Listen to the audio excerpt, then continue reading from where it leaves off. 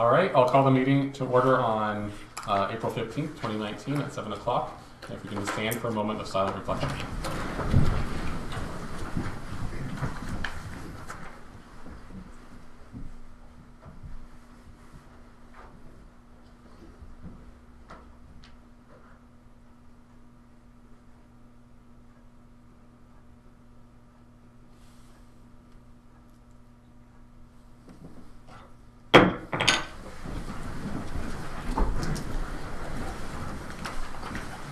All right, so we have a busy council meeting agenda ahead of us, and we have a number of delegations and timed events. And with that, just because we do have a limited number of seats in the gallery, when we get to any of the planning applications, Kathy's just going to make sure that whoever's in the entranceway there, if they're for a specific application, that you can have be able to make it inside the room here to make sure you can hear what's going on and have your thoughts heard during the public meeting portions for the Committee of Adjustment. So with that being said, we'll move on to the agenda. Is there any declaration of pecuniary interest or general nature thereof? Deputy Mayor Hendricks. Yes, on the Committee of Adjustment meeting dated March 18th, 2019. This is the first time I've been at a council meeting since that time. At that meeting, there was an agenda item, an application by Limericks Farm Limited and Carrie Lynn Hendricks, and that is owned by my son and daughter-in-law. Okay, is there any other ones?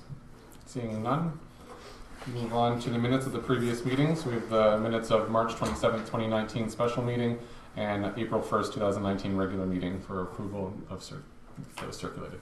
So moved. Okay, Councillor McKinnon and Councillor Brody, all those in favor? Opposed, and that's carried. Okay, moving into the correspondence. The first section is the upcoming conferences, seminars, and meetings. Correspondence item number 1 is from the County of Middlesex, and it's the Middlesex Association banquet being held on April 25th. And we need to have the RSVPs in by Wednesday. I think Deputy Mayor Hendricks, you said you're attending. Councillor Brody or Councillor McKinnon? Yes, I'll be attending. Okay. Okay, and then item number 2 is the Emergency Preparedness Day on May 1st, 2019. And then we have a regular council meeting coming up on Monday, May 6th. Okay, and then we have the Middlesex Health Alliance Mayor's Breakfast invite. Is anyone interested in attending? I've attended that. I'd like to go to that.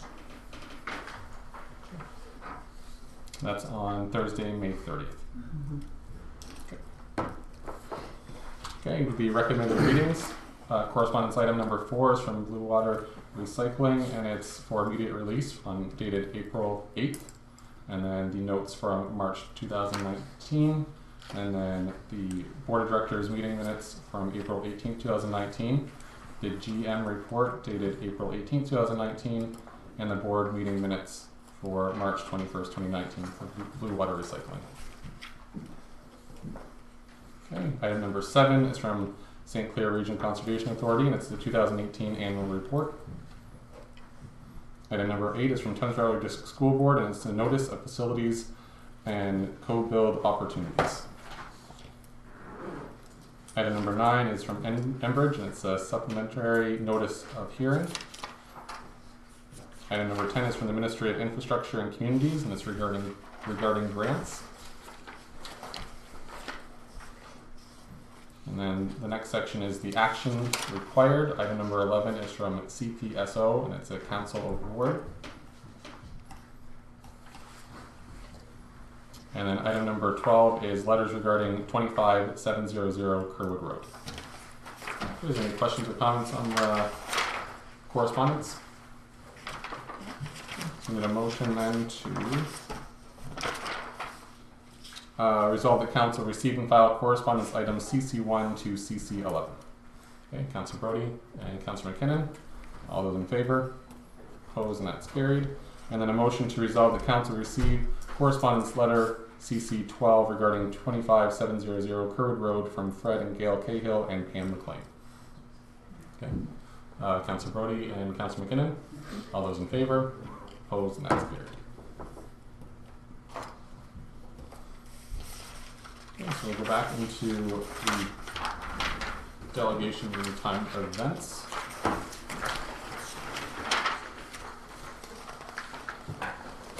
So we have a motion from council to resolve that council convene as the Committee of Adjustment for the purpose of hearing minor variance application A04 2019, A05 2019, and consent applications B07 2019 and B08 2019 at 7:06 p.m. Deputy Mayor Hendricks and Councillor Brody, all those in favor? Opposed, and that's carried. All right, and before we invite the first application forward, just so everyone in the gallery understands, the purpose of the following public hearings for Adelaide Metcalfe Committee of Adjustment are to give the members of the Committee of Adjustment, as well as the general public, an opportunity to hear all interested persons with respect to the application before the committee this evening. The public is advised that comments expressed and written material presented are matter of public record available for full disclosure. If a person or public body files an appeal of a decision made this evening to the local planning appeal tribunal without having made a written submission to the committee, the tribunal may dismiss the appeal. If you wish to be notified of a decision, please submit a written request to the township, and a sign-in sheet has been provided for your convenience. You can find it at the table in front of you. So the first application in front of us is A04 2019 for 2531749 Ontario Inc. And the authorized agent is Rick Dykstra, Dillon Consulting Limited for 9 2nd Street. And come forward.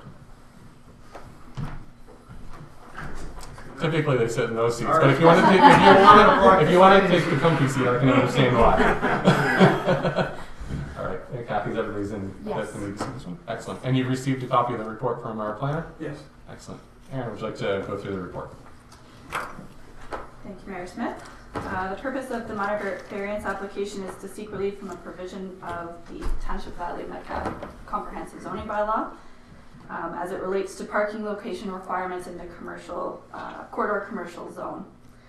Specifically, the applicant is requesting for permission of 65% of the total parking to be located in the front and exterior side yard of the property, whereas 15% is currently permitted in the CC zone. The subject property is approximately 0.52 hectares in size and is located at the northeast corner of 2nd Street and Center Road. The applicant is requesting that relief be granted with respect to the above provisions in order to finalize their application for site plan control. The applicant has advised that they are unable to meet the requirements of this particular provision as they are renovating an existing building that is set back 7.6 meters from the side lot line rather than a new structure, and it is not possible to meet the provisions of the parking as they are in the zoning. So the subject lands contain an existing structure that's partially vacant. A pet store and winemaking facility are currently residing in 2 of the 4 units in the building.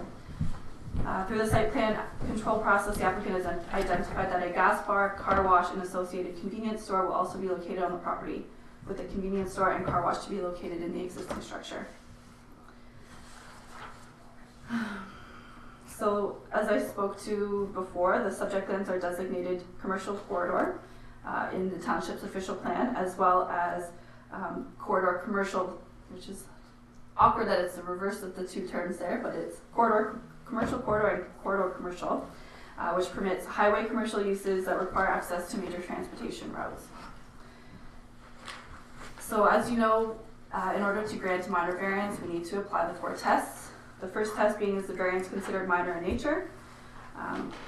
Planning staff's opinion is that it would be considered minor in nature as the applicant is making alterations to an existing structure. Thus the parking layout is an existing situation that is not proposed to be made worse with this proposal.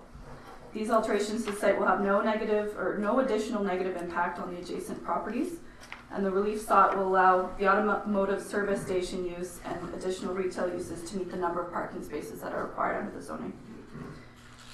The second test is the variance desirable for an appropriate use of the land, meets the policy objectives of the official plan and the zoning bylaw. The redesign of the site will make use of an underutilized building and will allow for a mix of commercial uses that will add vibrancy to our sort of gateway that we've established through the commercial corridor. The parking layout will also allow for efficient and effective use of the circulation of vehicles on the lot The third test, does the variance maintain the general intent and purpose of the official plan? I would argue that yes, it does, as automotive service stations are permitted and encouraged to serve the traveling public through this major transportation corridor. Finally, does the variance maintain the general intent and purpose of the zoning bylaw? The intent of limiting the location of required parking in the front and exterior side yard is to enhance the gateway feature as discussed previously by bringing buildings closer to the street and pushing parking lots to the rear of the property to sort of create a more appealing streetscape as you're traveling down the commercial corridor. In addition to parking location requirements, enhanced landscaping for properties along Highway 81 is required to make the corridor more visually appealing, which we have taken a look at through the site plan control process. So planning staff are satisfied that the 4 tests can be met. As per the Planning Act, the application was circulated and no concerns were brought forward. Therefore, planning staff recommend that application for minor variance A04-2019 be granted. Excellent. Thank you, Aaron. Eric, is there anything you'd like to add at all? No, we're in agreement with Aaron, and we've worked with staff over the last number of months to move this project forward. So we're just hoping to get through this and site plan approval. Excellent. Okay, is there anyone in the gallery wishing to speak to this application? Seeing none. Any comments from the Committee of Adjustment? Deputy Mayor Hendricks? I'd say anything that improves that parking lot and the state it's in now would be a great thing. Any other comments? Questions? Okay, so we have the recommendation in front of us, and that is to be minor variance application A04-2019 to be granted. Councilor McKinnon and Deputy Mayor Hendricks. All those in favor? Opposed? And that's carried. Okay, thank you very much, and I'm looking forward to having that project move along. It has been quite a long time, long process. So. Yeah, I guess we'll be back in a few weeks. Excellent. Okay, thank you.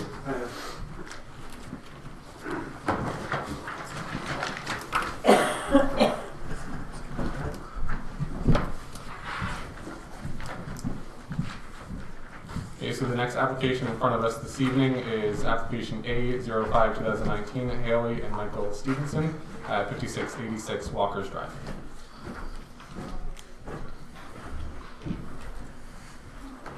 Michael, have you received the report from Aaron? Yes. Yeah. Excellent. Okay. Aaron, would you like to go through the report? Mr. Mayor, the purpose of application for minor variance A05-2019 is to seek relief from the Adelaide Metcalfe zoning bylaw as it relates to internal side yard setback requirements. Specifically, the applicant is requesting that, they're requesting permission for the construction of an addition and attached garage to an existing dwelling with a side yard setback of 2.8 meters or 8 feet, whereas the zoning bylaw requires a minimum of 15 feet or 49.2 feet. 15 meters or 49.2 feet. The subject property is approximately 0.41 hectares in size and is located on the north side of Walker's Drive. The applicant is requesting that relief be granted in order to permit the construction of an addition and attached garage to the existing dwelling. The applicant has advised that the reduction in side yard is required as they are unable to build the addition on the other side of the dwelling based on the fact that there's a septic bed located there. The subject plans contain a single detached dwelling and detached garage that is to be removed. The site is privately serviced by a well and septic system. The property is designated agricultural area, which requires buildings and structures to locate a minimum of 15 meters from the interior side lot line. So typically, a lot of this size would not be considered, would not technically be zoned A for general industrial, simply for the fact that it's unable to meet most of the setbacks that's intended for much larger parcels. So whatever happened in the past, it was an oversight or it was never zoned appropriately. So right now he's looking at a situation where he cannot meet the setback requirements. So really what we're considering this lot is we would look at maybe a rural residential lot which has a setback of 3 meters and that would be a more appropriate sort of zone for this property. However, to get him going with his building, we're looking at a minor variance this evening. So again, the 4 tests is the variance considered minor in nature. Given the subject lands are surrounded by agricultural land and crop production, the proposed location of the structure 2.4 meters from the side yard is anticipated to have nominal impact on the adjacent lands. And as part of the building permit process, the structure will be required to manage all stormwater on site in a manner that is satisfactory to the township. which through the building application process, they will be required to install eaves and trough on the attached garage portion. Is the variance desirable for the appropriate use of the land? It would be keeping in the agricultural and sort of rural residential designation. We're not looking to change the use, so I would argue that it is appropriate use of the land. Does the variance maintain the general intent and purpose of the official plan? Again, we're not proposing any change to the use, so I would argue that it does maintain the intent of the official plan. Does the variance maintain the general intent and purpose of the zoning bylaw? The intent of the side yard width provision is to ensure adequate separation between dwellings, which is not important in this case, since it is just a agricultural field in production. And abutting land to limit potential negative impacts on neighboring uses. It is also in some cases intended to contribute to the required amenity area. In this case, it's not important, as they have quite a large area. Further, based on the size, the subject lands function more as a rural residential property. So planning staff are of the opinion that this requirement would be more appropriate. The 3 meter requirement would be more appropriate in this case. So I would say that the 4 tests have been met. Consultation, no concerns have been received. And again, the chief building official indicated that through the building permit process, the eaves and trough would be installed. So my recommendation for A05-2019 for relief to permit the construction of an addition and attached garage with an internal side yard width of 2.4 meters to be granted. Okay, thank you, Aaron. Michael, do you have anything you'd like to add at all? I think so. I think with agreement with that, I guess, yeah. Okay. Is there anyone in the gallery wishing to speak to this application? Seeing none. Any members of the Committee of Adjustment, any questions or comments? No. Okay. I just had one. Driving down Walkers, I can see that the structure is already up. Yeah. Just curious as to the process, why it was not followed in the correct order of getting the minor variance before starting the building. Yeah, we kind of went against the normal rules, I guess, because we had everything kind of already scheduled. So talking to the inspector, and talking to the neighbor too. If there was an issue, we kind of took full responsibility. If we had to put more land or extend the property, whatever, it just kind of, I think an inspector was kind of like, well, even if we didn't attach to the house there, it would have been the 5 meters. So we were kind of open to even going the wrong direction, but hoping for the best kind of thing. And then we thought he was thinking that if worst comes to worst, and we were like, the neighbor had no issue with it, he was going to be here tonight, but we would extend our property, whatever. Everybody kind of at your mercy, I guess. It's just our biggest thing was we didn't have time to build it in the summer. We traded with like the cement guys and everything like that. They had to get going in April before this heat came off the concrete, and so. I think obviously with no questions from the Committee of Adjustment, there wasn't any issues, but as long as you understand that we did not do things properly. I know we did. Yeah, we didn't know, and we apologize for that. And it wasn't we won't make excuse, I guess. Excellent. Yeah. Okay. And with that, the recommendation is to have the minor variance application A05-2019 be granted. If you have a motion for that. Councilor McKinnon and Deputy Mayor Hendricks. All those in favor? Opposed? That's carried. Appreciate it. Thanks.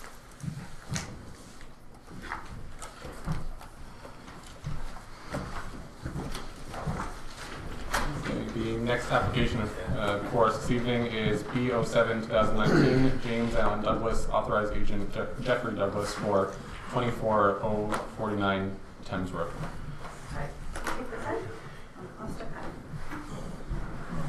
So we have James and Jeffrey? Yes. Correct? Yeah.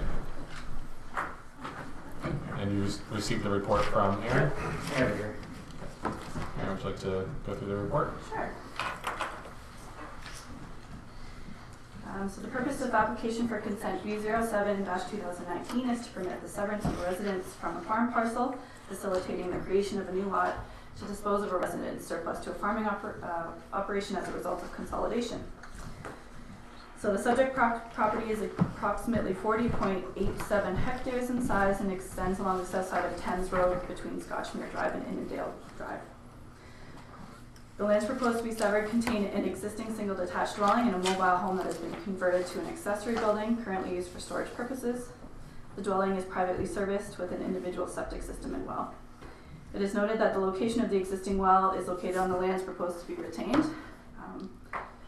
And as such, the applicants have also requested to establish an easement, an access easement over the lands to be retained to allow continued access to the well.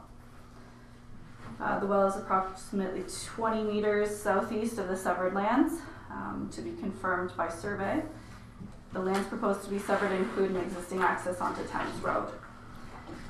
So this is a little bit of a different case here. The lands proposed to be retained, being the remnant farm parcel, are also contains a single detached dwelling, as well as a shed and a large Quonset hut. However, they've decided that the one off of Thames Road is the one that they would be interested in severing.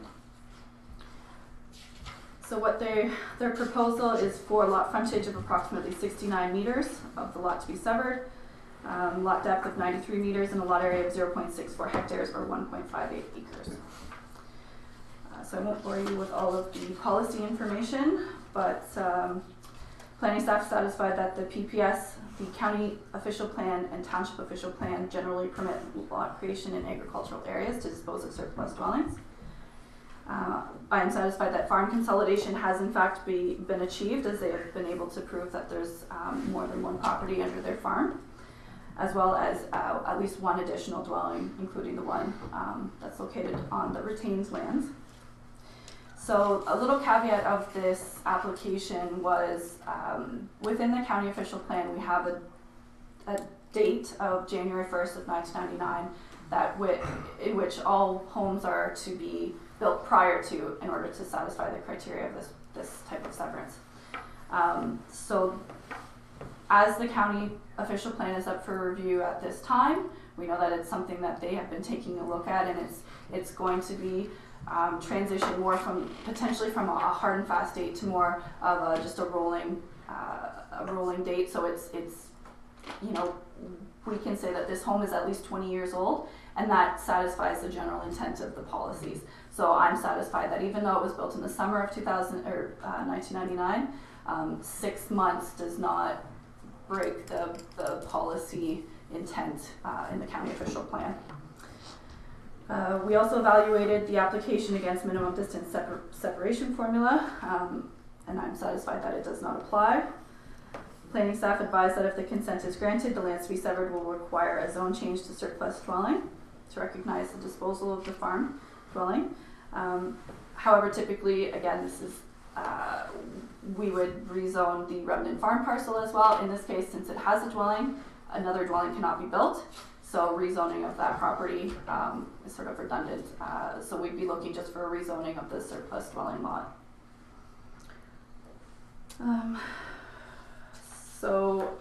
Planning staff is satisfied that the criteria for surplus farm dwellings can be met or appropriately addressed through the conditions of consent. So as per the Planning Act, the application was circulated. We received several comments from the chief building official. Most of them are pretty standard. We require proof of adequate and potable water supply. We have a use permit for the septic system in our property file. So we will still require verification of location of your septic system and quality and setback to your well. The dwelling appears habitable from the outside and is currently occupied.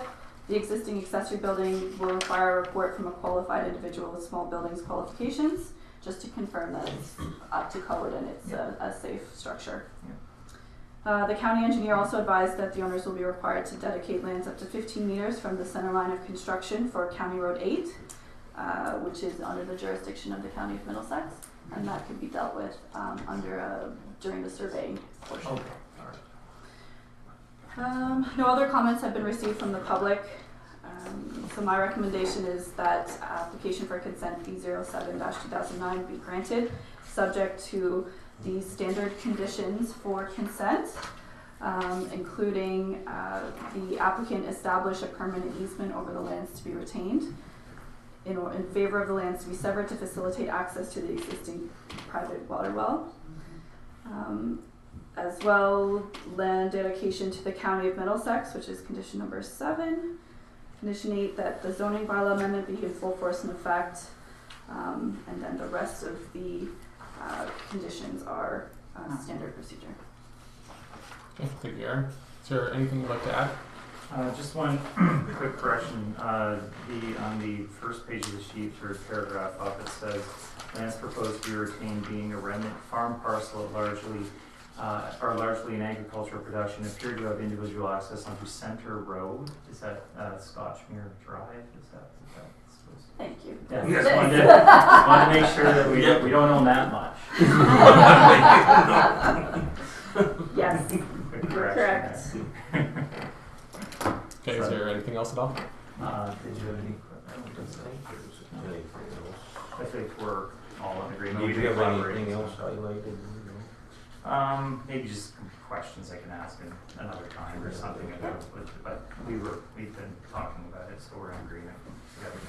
Excellent. Okay. Is there anyone in the gallery wishing to speak to this application? Seeing none. Any questions or comments from the Committee of Adjustment? No. Okay. And you're happy with all the 14 conditions for the recommendation? Yeah. Excellent. Okay, so we've been mover and seconder for approval with the 14 conditions. Councillor Brody and Deputy Mayor Hendricks. All those in favor? Opposed? And that's carried. Okay, thank you. Thank you very much. Thank you. Yeah, that's Yep, okay. okay. Don't worry.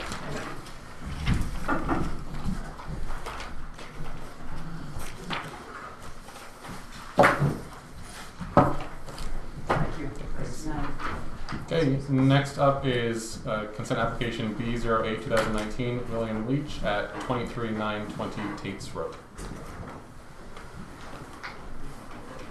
Sure you don't want to be in the hot seat? Okay, I see you have the report in your hands there, and I'll have Aaron go through the report. Sure. So, again, it's an application for consent for surplus farm dwelling severance. However, Bill and I have been corresponding the last few days. Jeff Denemy originally requested that the barn is to be removed.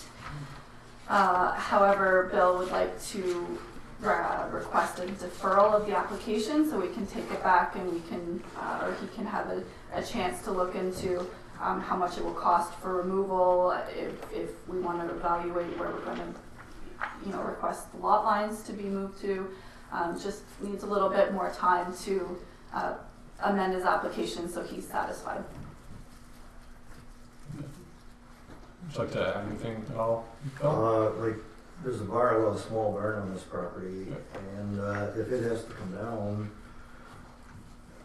then I would change the lot line and make the residential lot smaller than it is now, Okay. because the barn is at the back, the way we have it set up now. So I have to have the barn inspected, and I gotta find out what it's gonna cost to get it inspected, and what it's gonna cost to tear it down, and figure out what the best thing to do is, and so we could defer it for a month. I think I can get my act together and see what we should do. Okay, I don't see any issue with that. We have a motion from the Committee of Adjustment for that. Deputy Mayor Hendricks and Councillor McKinnon, and that's to defer until the applicant provided or gather some information regarding the barn. Okay, all those in favor? Opposed, and that's carried. Okay, Thank you. we'll see you in a month or so. Yep. Thanks. Okay, and with that, that's the end of the Committee of Adjustments. We need a motion to resolve that the Committee of Adjustment be closed at 7:29 p.m. and Council will reconvene in regular session. Deputy Mayor Hendricks and Councillor McKinnon, all those in favor? Opposed, and that's carried.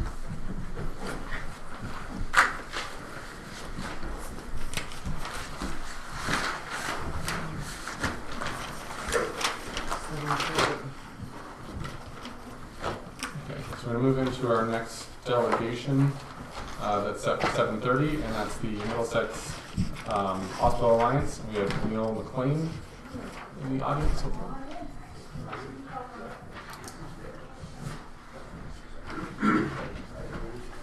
There you go, and Todd Smith.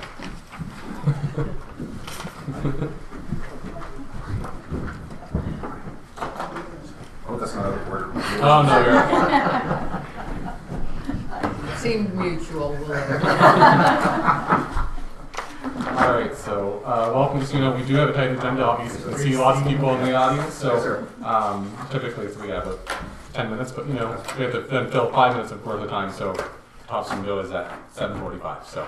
Well, thanks very much, Your Worship, as always, and thanks ever so much to Council for affording us another opportunity to just share with you some upbringings with regards to the Middlesex Hospital Alliance, our 2 dynamic sites in Strathroy, as well as 4 counties. And as you mentioned, Your Worship, we know you've got a punishing agenda as always. We've never been blessed with the virtue of brevity, as you know, but we'll comply with your time limits, of course. So with me tonight, I'm blessed. We have our dynamic board chair, Neil McLean, who some of you may not have had the opportunity of meeting before. So Neil is with me tonight, or I'm with him tonight. We will refrain from regurgitating the slide deck. You have the slide deck for your information.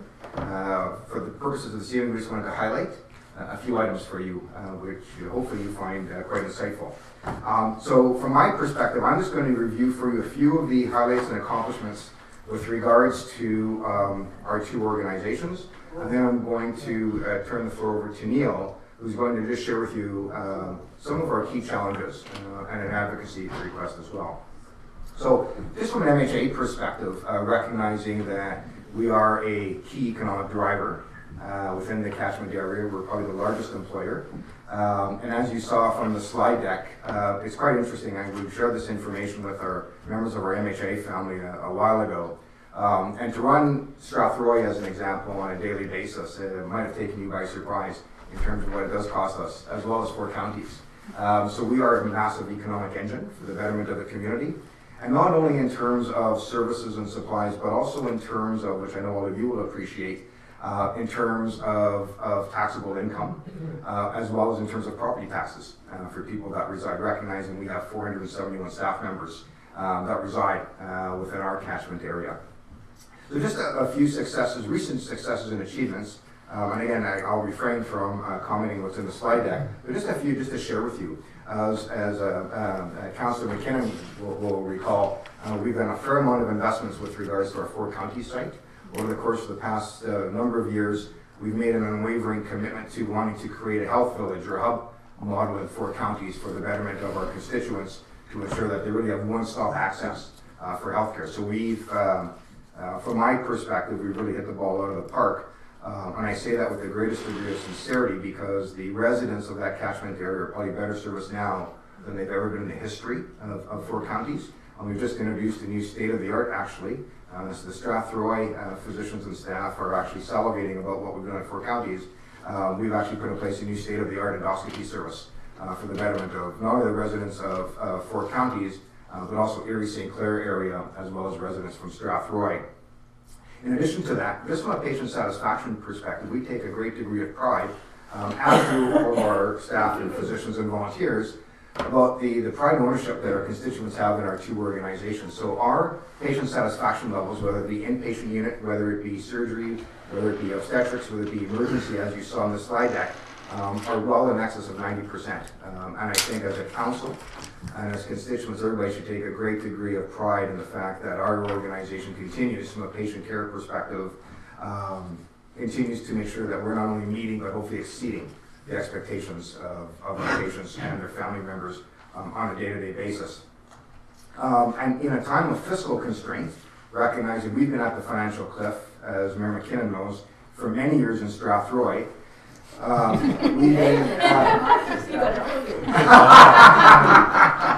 my apologies, sorry. Freudian slip. Sorry, Mick. I didn't know what you're doing. Yeah, sorry. So we've continued to introduce new programs and services, expand existing programs, and augment programs at both 4 counties and Strathroy. And that's in a time of, I would say, dire fiscal constraint, in the fact that our fixed costs are going up about 5% per annum, and our funding has been pretty much static, a nominal increase of about 1% a year. So we've really done wonders in terms of wanting to ensure that people have the greatest access to care close to home at both 4 counties as well as Strathroy. So having stated that, recognizing time commitments, I'm going to turn over to Neil, who's going to just walk you through a few of our court challenges and then has an ask of you as well, Your Worship. Hopefully it gives you a second to breathe. Hold on. Sorry.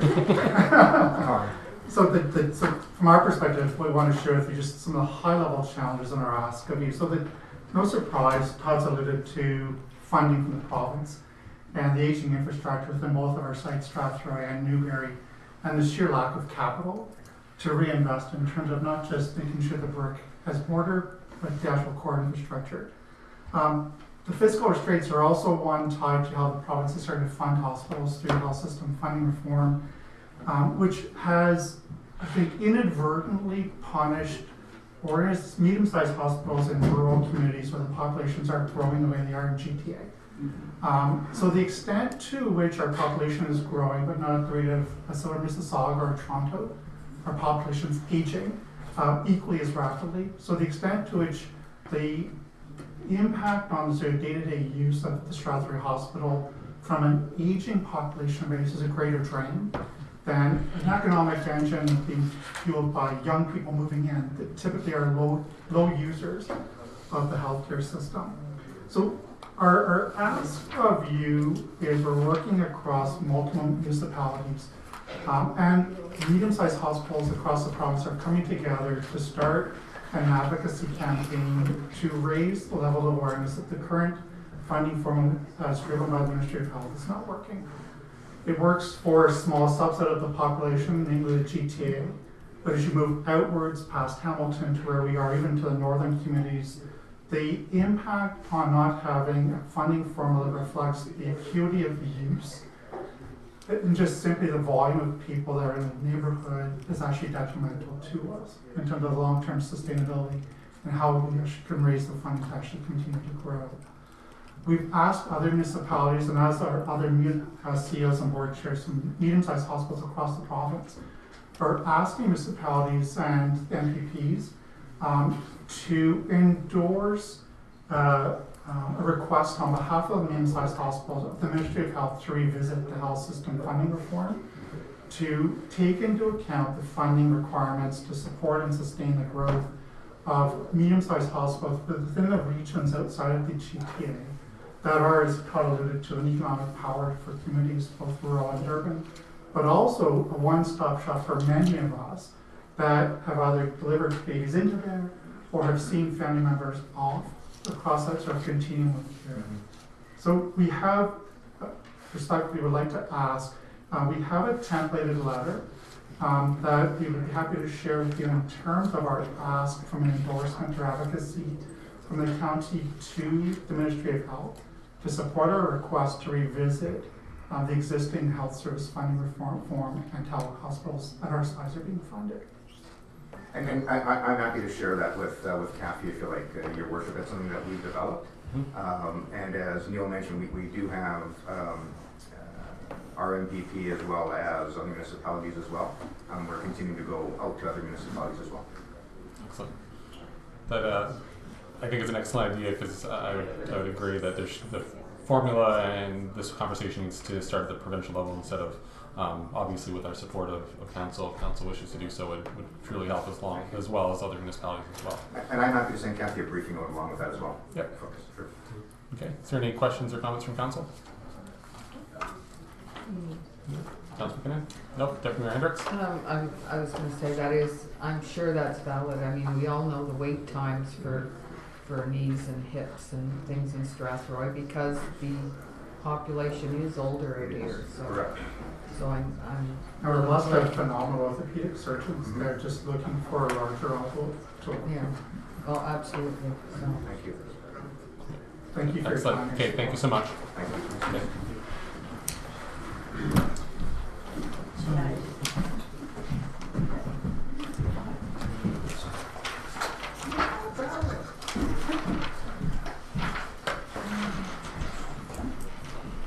Okay, so carrying on to our agenda to bring us to the next delegation, which would be 7:45. We have committee minutes in front of us for to receive. So that's the committee minutes from the Joint and Health and Safety Committee, as well as the Emergency Management meeting from April 10th. Mover and seconder to receive those. Okay, Councilor McKinnon and Deputy Mayor Hendricks. Any questions on those minutes? All those in favor? Opposed, and that's carried. Okay, And moving on to staff reports, our first report is from our fire chief. So my report is regarding naloxone. So just background of that, the use of, and more specifically, the overdose of opioids has become a huge problem, especially when it is fentanyl or drugs mixed with fentanyl. This issue started a number of years ago in Canada and elsewhere, starting on the West Coast, but has made its way to Ontario and now is a problem in our area.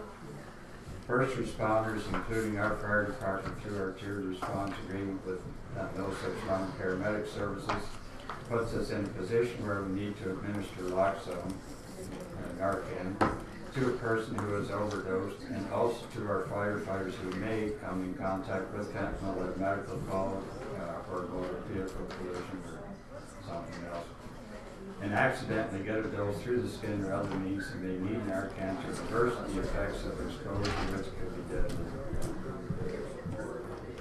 So most police services, paramedic services, and some fire services carry a form of naloxone, and we have been advised that our fire department should carry it as well. So I reached out to our health unit and in turn received forms which needed to be completed, including a memorandum of understanding, an order form, and a reporting form, which are attached to this report. Following which the MLHU will provide us with naloxone kits, which includes Narcan and some personal protective equipment. Firefighters have been trained on administering Narcan at a recent first aid CPR training course facilitated by the MLPS. And this is provided free of charge for us, so there's no financial impact. And my recommendation is that the fire chief and staff complete the required forms and that council approves the fire department to carry and use naloxone for their own use and for the public. Okay. Thank you, Chief Nordoff. And also on the report, Kathy, you had a recommendation as well. Yes, I received a report on Thursday morning, so I didn't have a chance to do any investigation in regards to the policy and guideline development, as well as recommended by the Middlesex London Health Unit, we get some solicitor consultation and perform a risk assessment review. So I'm just asking for a little time for staff to go through the report and just see what's all involved from a municipal standpoint. Okay. Is there any questions from Council? Councillor McKinnon? From me to you, Mayor Curtis. Yep. You sit as a member of the Middlesex Health Unit, and no, not anymore? No. Oh, okay. Then that just threw that right out the door. I was going to ask if you reviewed the memorandum of understanding, if you had any concerns about it. No. Unfortunately, no, I'm not on that board as of November of last year. Oh, so. okay. Councillor Brody? Just a comment, Mr. Mayor. If we defer this, we better not defer it very long, because this is a pretty important issue. So if we can get a report as soon as possible. Okay. Deputy Hendricks, any questions or comments? I'd agree with Councillor Singh. Brody. Sorry, Brody. Easy now. Alrighty, so we have the recommendation in front of us. So we have the recommendation from the fire chief as well as the recommendation from the CAO, direction from council.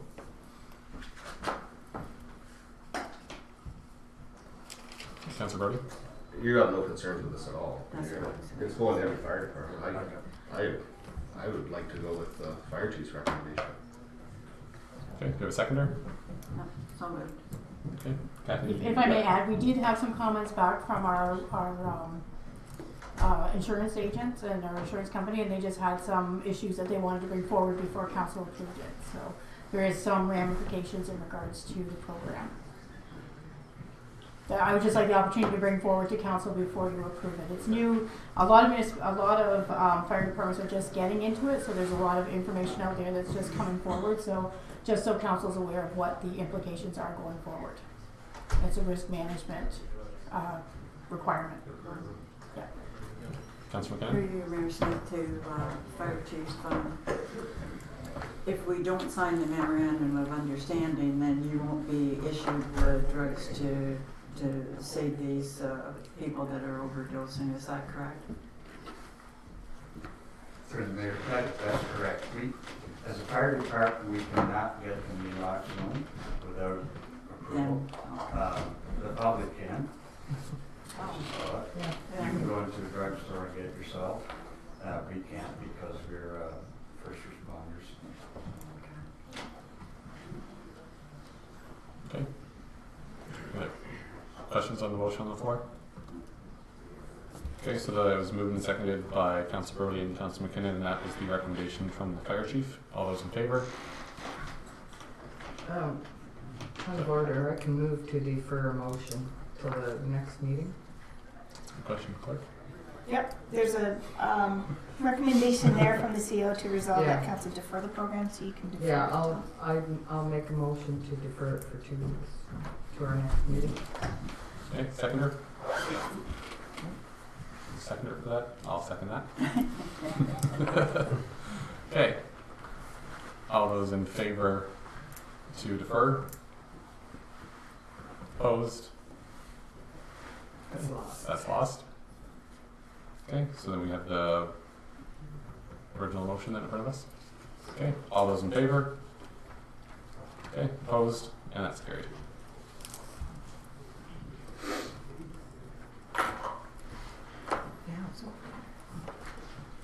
Okie dokie. So we need to move back into our delegations. What is it? Yes, yeah. So our 7:45 delegation is from the Middlesex Federation of Agriculture, and we have Patrick Berkeley, MFA Director, as well as Jack Brown, an MFA Director. Great. Hi, I'm Patrick. Got some packets here. So,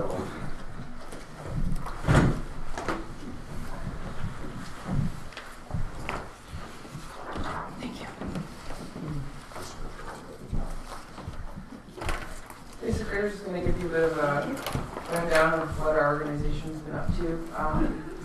So, Middlesex Federation of Agriculture, its mission is to advance the agriculture and the rural community through partnership, education, and advocacy. So in the past, MFA's sponsored a number of initiatives, such as providing funds to local fairs and events, involvements in agriculture, education, and farm safety, as well as supporting youth through 4-H, junior farmers, and awarding annual scholarships. These activities are a valuable way to support our membership of farmers and to be a resource to the agriculture community. Middlesex Federation of Agriculture was formed in 1939 to be a voice of the interior farmer, and we work on behalf of more than 1,800 members in Middlesex County. So a couple of the things we've been up to, Middlesex County Agricultural Tours. So we've been helping to organize bus tours that bring people around from the city to get them out and see what agriculture is like, where food comes from, all that good stuff. We've also been working, we've brought out Producing Prosperity over the past elections, so that's just giving councilors such as yourselves information about what agriculture is, what value it brings to our communities and whatnot. We've recently had agricultural night at the races. That was at the Western Fair. So it was just a chance to have people come for dinner and engage and meet other farmers. We also do things like this, and it's delegations to council, getting fresh. Last year we did a bus trip down to Louisville Farm Show, so the late Steve Funder was quite involved in making that happen. So it was a good chance, again, to both see the new technologies in farming, but also to interact and network between farmers. We've got Alice, Land Use Services, CTV Field Supports. What else we got here? Farm Pilot Project. We do slow moving vehicle sign exchange, so trying to help keep safety signs on vehicles up to date. just keep our roads safer. We've been involved, so we've been funding 4-H associations, so that's meetings, meeting space, off storage space, and shared administrative staff. Middlesex County Agricultural Hall of Fame, we've been supporting that to recognize leaders in our community. Middlesex Home, we've also been supporting food safety, school safety days, facilitate first aid courses, provide support and funding for youth, so 4-H junior farmers, Ontario Young Farmers Forum, and attend opportunities.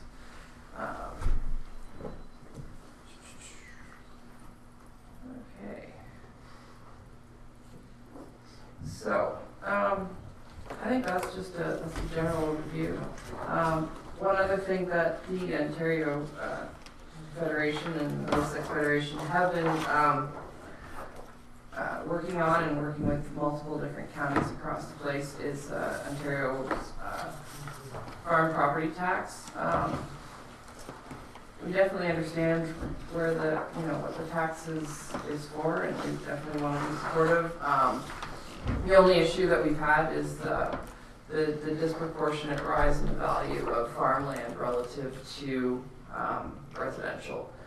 So farmland values have gone up by 64% in the last couple of years, and that has it's shifted the balance of where the taxes are coming within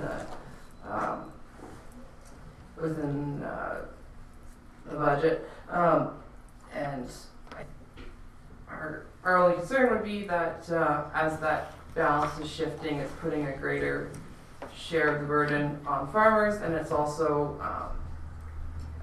the reason that the tax rate is lower on farm properties because they don't require as much services, and so as that's shifted, it's a question of whether farms are getting if they're paying a disproportionate overshare on that. So I think that's a key thing. So other than that, in here we've got a copy of the Real Dirt on Farming, so it's a good resource, and some other bits of information. So this is a nice little pamphlet that says who we are, or we are farmers. So it just says we're the economy, we're citizens, we're diverse, environmentalists, we rely on affordable energy, we're innovators, and yeah.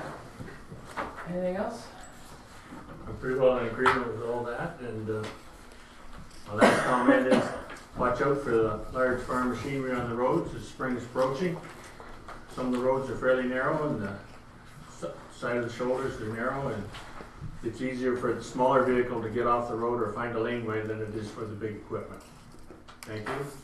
Thank you. Excellent. Thank you so much. Is there any questions at all for Jack or Patrick? No? Okay, thank you very much for your presentation.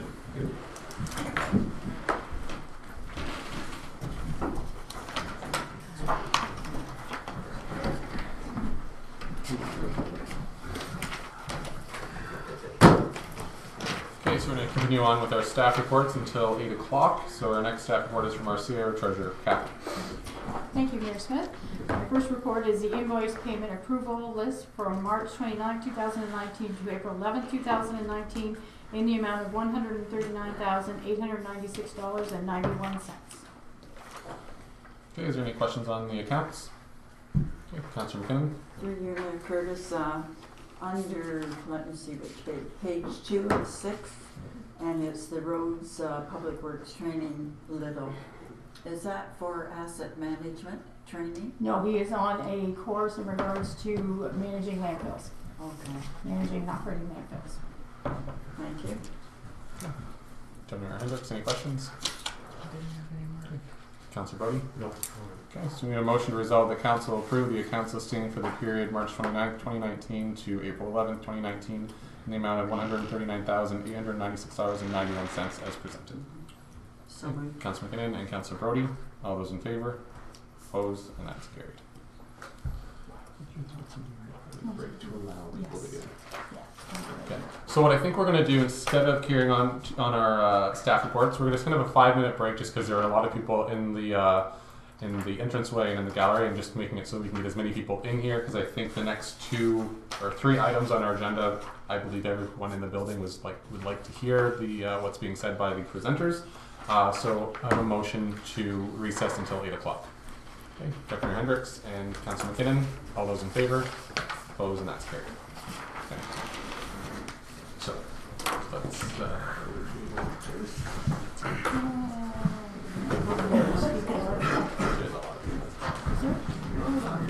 Because we can only hold 45. so I'm thinking we just move those 2. Or just move them in, get rid of that table. No, move those 2 in, get rid of the fold-up table. Yes. And then get another wheelchairs. Yeah.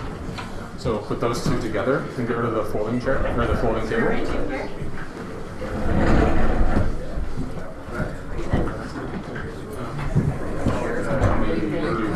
How many more chairs? I should have wore a t-shirt. That's why I did my first.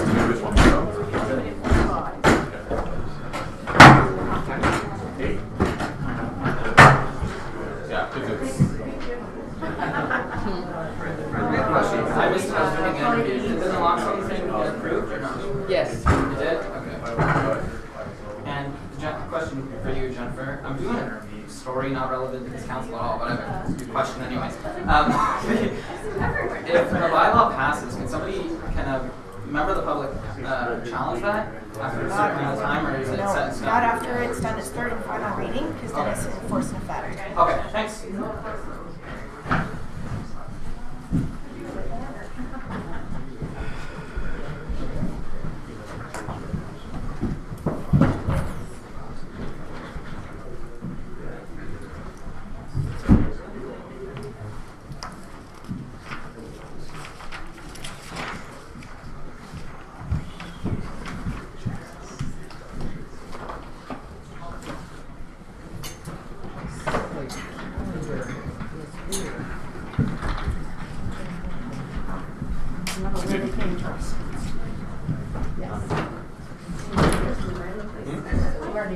Well, no, it's just too tall.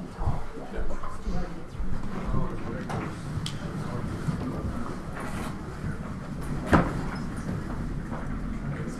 How's it going? Good.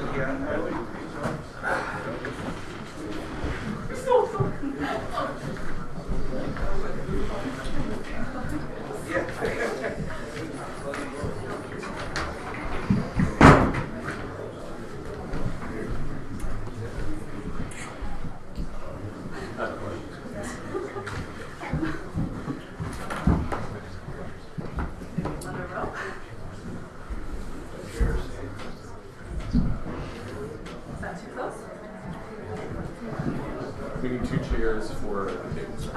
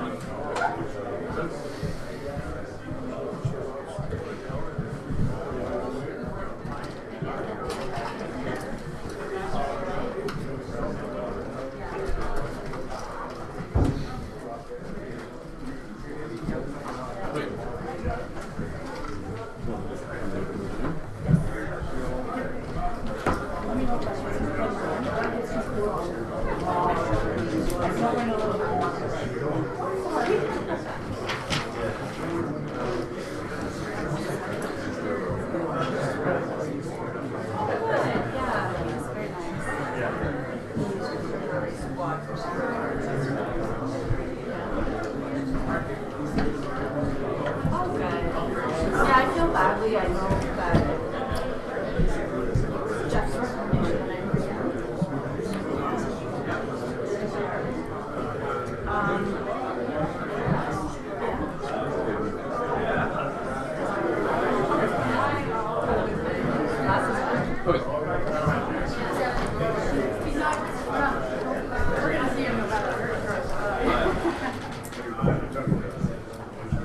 Oh, yes, I heard.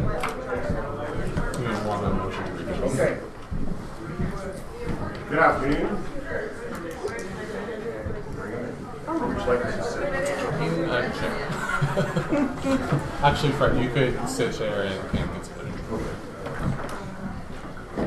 Well, there's not much room. Can I bring my friends in, or? Yeah, bring them down the hall. No, Bring them in. Bring them in, guys. Bring them in. Lots of wall here.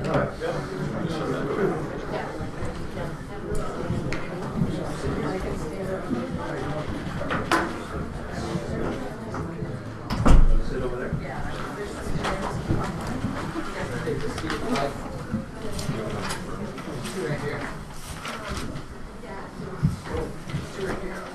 Here, go ahead.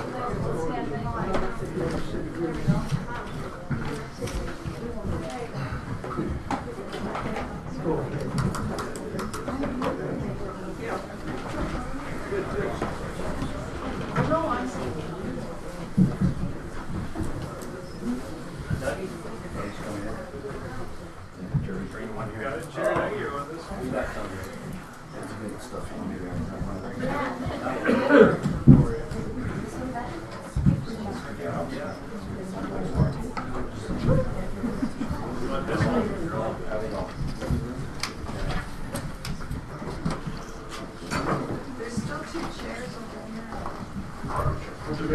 Here's some of these women here, right? I think that one over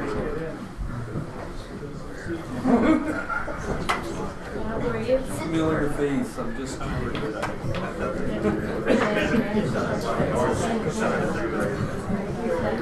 Where's the fire chief?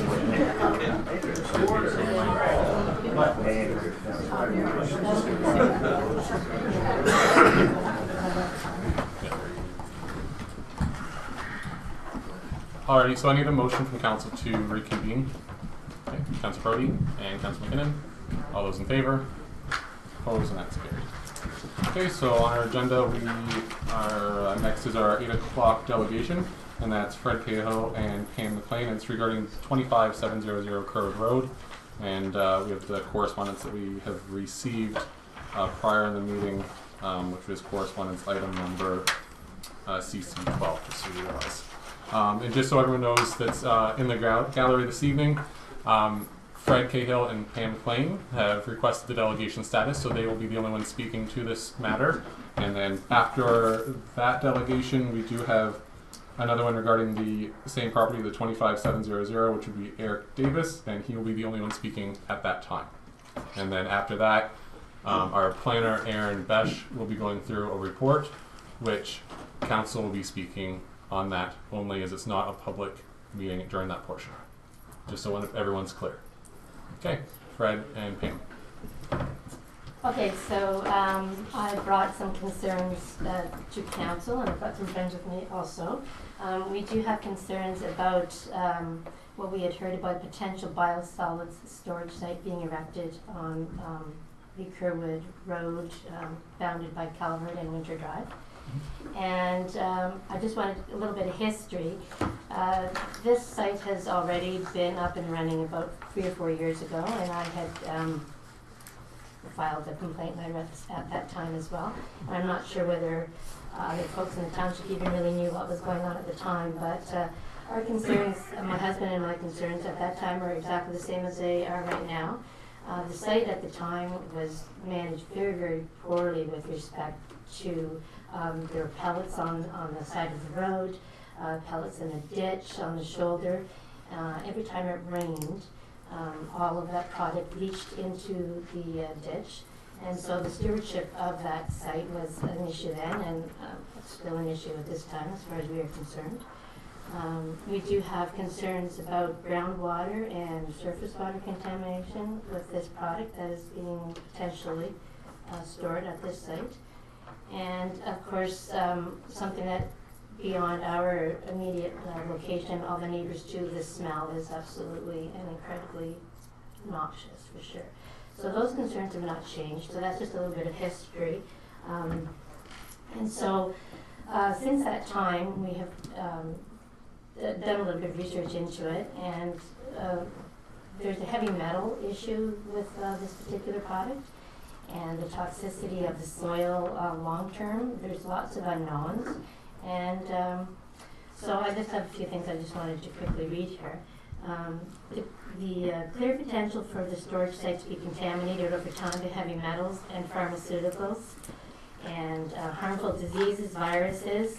The way the process is for the pellets, it's heated, but it's proven that this process reduces these diseases and pathogens, but it does not necessarily eliminate them at all. So this is a huge concern with respect to the heavy metals that would be on that site. And pretty much every other municipality, every hamlet, every village, every town, they are working tirelessly to not have these facilities erected and to not have these products in their neighborhood. And we would very much like to not have one in our township or community as well. What is really made clear with some of the reading is that the all of the samples and whatnot, there's 72, sorry, just got my glasses on here. Sorry, there were 43 pharmaceutical compounds that were found to be in some of these samples. And basically anything that goes down the toilet is potentially in this product. And so we're talking about non-steroidal anti-inflammatory drugs, lipid-modifying agents, psychiatric drugs, diuretics, anti-diabetics, and these particular compounds were still found in the wastewater at these sites even after there were attempts to remove it and what have you. So what is clear is that the elimination of most of these substances is incomplete, and improvements of any wastewater treatment and subsequent treatments of the sludge are required to prevent the introduction of these micropollutants into the environment. So we have environmental concerns, of course, and then just the mere presence of that site here. Thanks, Pam, for sharing that with us. But I just wrote down a few things. I'm going to read them because I'm not really good at thinking out loud at times. We've heard talk of this biosolids storage facility going out the corner of Winter and Kerwood Road. We as a community are very concerned. This is a fairly populated area with families and businesses, my own included, and I'm in the tourism business. And it's in close proximity to the spot. And our experience so far is that it smells, it's combustible, it leaches into the ditches, which runs into the river. So let me be clear, when I speak for all of my friends here, my neighbors, we don't want this stuff in our neighborhood. And the question we have for council, is there a bylaw in place that can stop this from happening? And if one does not exist, I would like to request a bylaw be drafted to ban the storage of biosolids and any human waste in the township of Adelaide Metcalfe. That's my request. Okay, thank you. Do you have anything to add at all? I think we set it up pretty much the way. We're just going to waste your time and talk about it. You guys all know this. You read my letters and everything else. This stuff comes from the U.S. and Windsor and places like that. Why they don't store it in their country, I don't know, but I sure as hell don't want it in ours. And I don't want it in our municipality. And you start in down that road, when they get a little bit of a foothold, you can't get these people stopped. So the best thing is to not let them start. So that's why we're all here today, to support the fact that we don't want them here. And we don't want to get this thing started. I think that there's like zero benefit, but the risks and several of the risks being unknown, as we just talked about, the biological risks and whatnot, the impact on human health and the environment. There's absolutely no benefit to having a storage facility like this in our community, our neighborhood, and I don't know why we would want to be the township that's known to have it. Okay, thank you. Is there any questions at all from council? Councillor Just have a Brody? question for Fred. How many campsites do you have? I've got, there's about 50. 50 campsites? And I could invite all my campers tonight too, but we wouldn't have to. They feel the same way. We can smell it. You know, it's not like you've got a neighbor that's spreading pig manure and it sort of dissipates after about 3 days. This is a perpetual smell that just lasts and lingers forever. And I think the unknown, like you're actually looking at the potential of a toxic site in years to come. I mean, there's lots of unknowns in terms of leaching into the soil of these contaminants and whatnot. And I think as environmental stewards is what we all should be, then that should be of real prime concern. Deputy Hendricks? Just one question. I mean, this has the potential to really blow up in everybody's face. Have you had any conversations at all with the people who are proposing this? No, I haven't. I think it's just, you know, it's basically, I think it's just, whether it's rumor or talk, but I'm pretty sure after tonight it exists. It's not just rumors. So, yeah, we haven't talked to them. And the way it was managed last time, the site itself, if that's any indication of what the management of those sites is like, it's ridiculously environmentally irresponsible. Yes, that would be the word. Councillor Penning, any questions or comments? No, not really. I've read their letters and can appreciate your concerns. Okay. I'd like to thank you again for submitting the letter and coming out this evening, and I understand that there's a lot of people in the room that's supporting you just as much as the other the individuals that are proposing this. There's a lot of individuals in the room as well that is supporting that development as well, and we understand that.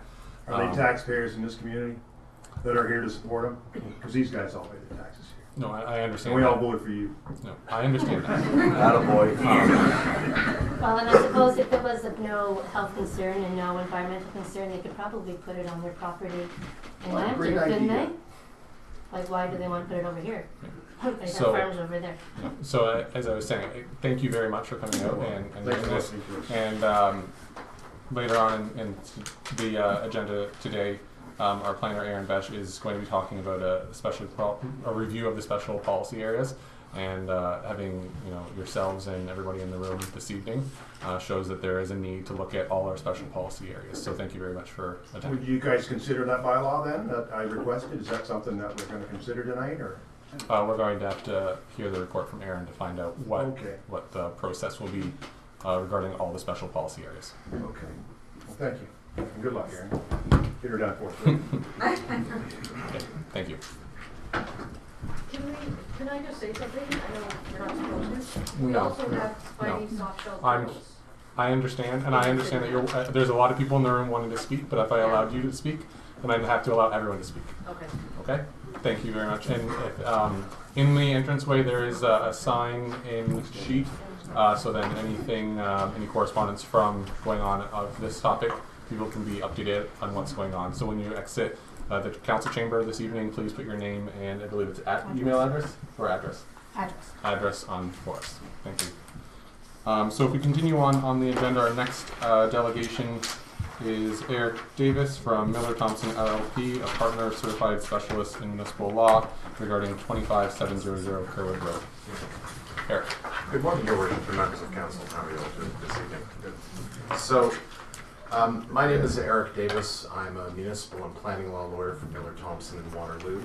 And I'm here tonight acting on behalf of Roger Burma, who owns the property known municipally as 25700 Kerwood Road in Strathroy, and as well as LaSalle Agri Inc. I just wanted to confirm, I sent out a letter earlier this afternoon, and I just want to make sure members of council received it.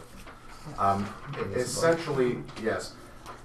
Essentially, what we're looking for is the opportunity to proceed through the regular planning process.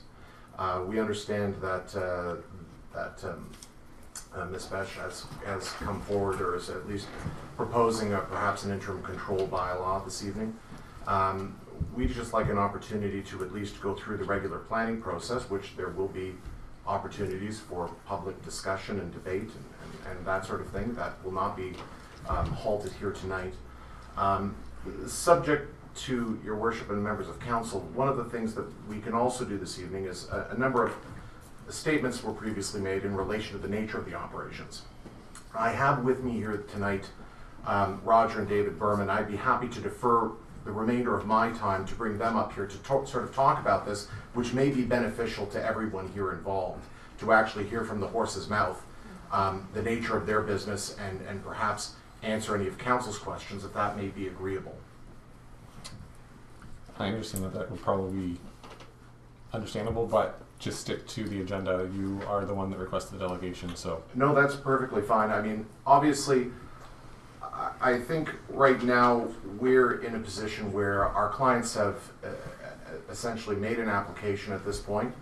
We made an application late last week, and now we're before council today discussing the potential for an interim control bylaw. Obviously, you know, right now the planning report from Ms. Besh essentially says, well, look, we should do a study of a special policy area. As far as I'm aware, the only reason to conduct such a study might be in relation to my particular client's application. Perhaps I'm incorrect in that regard. I know that there was a couple of other items mentioned in the staff report. I would just suggest in any of the items discussed in the staff report that none are of any degree of urgency. Even with the submission of an application, it doesn't mean obviously that council is going to approve things tonight or tomorrow or in the next several weeks. There's an ability for council to ask that studies be conducted, that other things of that nature be conducted, and that our clients proceed through that in the normal course. And we would at least like the opportunity to prepare those studies, to go through the regular planning process, to basically make any submissions that we can. And right now, obviously, the number of people in the room clearly express a degree of concern. To date, we have had no opportunity, there's been no discussions. Quite frankly, because our application was just submitted last week, we're surprised that there are letters of objection in relation to the application before it is even engaged through a public process. But clearly, there has been some discussion and there's obviously a lot of concern out there. And I understand and appreciate that concern, and I think my clients do as well. I think what we're looking to do at least is to at least be provided with an opportunity to say, look, can we assuage some of these concerns? Can we talk to them about it? Are there different things that can be done here before an interim control bylaw is passed? We'd at least like to be given the opportunity to do so. Again, not passing an interim control bylaw does not tie council's hands in the future. But we'd at least like to be given the opportunity to be heard, to address some of the concerns. A lot of the points raised by the previous two speakers, I had the opportunity to look at their correspondence beforehand, but a number of the points just raised, or in relation to that, I think I heard a point about turtles earlier on there, again, are things that we'd like the opportunity to at least respond to and at least talk about and see if that's potential. Clearly, LaSalle Agri is a large business, is an employer. We're trying, and I know that my clients are just trying to engage in regular business. I know they service a number of different farms with their product and are trying to, again, engage in the circular economy, trying to make sure that product is used throughout the province and in an efficient and effective way. And so really what we're trying to do tonight is we're just asking for an opportunity for at least council to defer this matter, or to at least provide us with more of an opportunity to speak. We just found out about, obviously, this interim control bylaw last week. That's nothing critical of the municipality. Obviously, no notice has to be provided of such a bylaw. But we'd at least like to be given more of an opportunity to perhaps outline our case, present it, address some of the concerns, and hear some of the concerns the council may have, and see if that can be addressed. Perhaps it can't, but at this point, we haven't even been given the opportunity to try. And so we'd really like to be able to put forward our best case. We ask that the planning process continue, and then in the normal course, we'll go through the public meetings and everything else that needs to occur, and can see what issues arise from that standpoint. So that would be our respectful ask, is to have council not pass an interim control bylaw this evening, and at least provide us with an opportunity to go further down the planning process, and to at least provide us with an opportunity to serve to the best of our ability. Okay, thank you, Eric. Is there any questions of council? No. Seeing none? Okay, thank you very much for your presentation. Okay, we're going to go to the report from Aaron Besch, our planner, regarding the special policy area review. Eric. Thank you, Mayor Smith.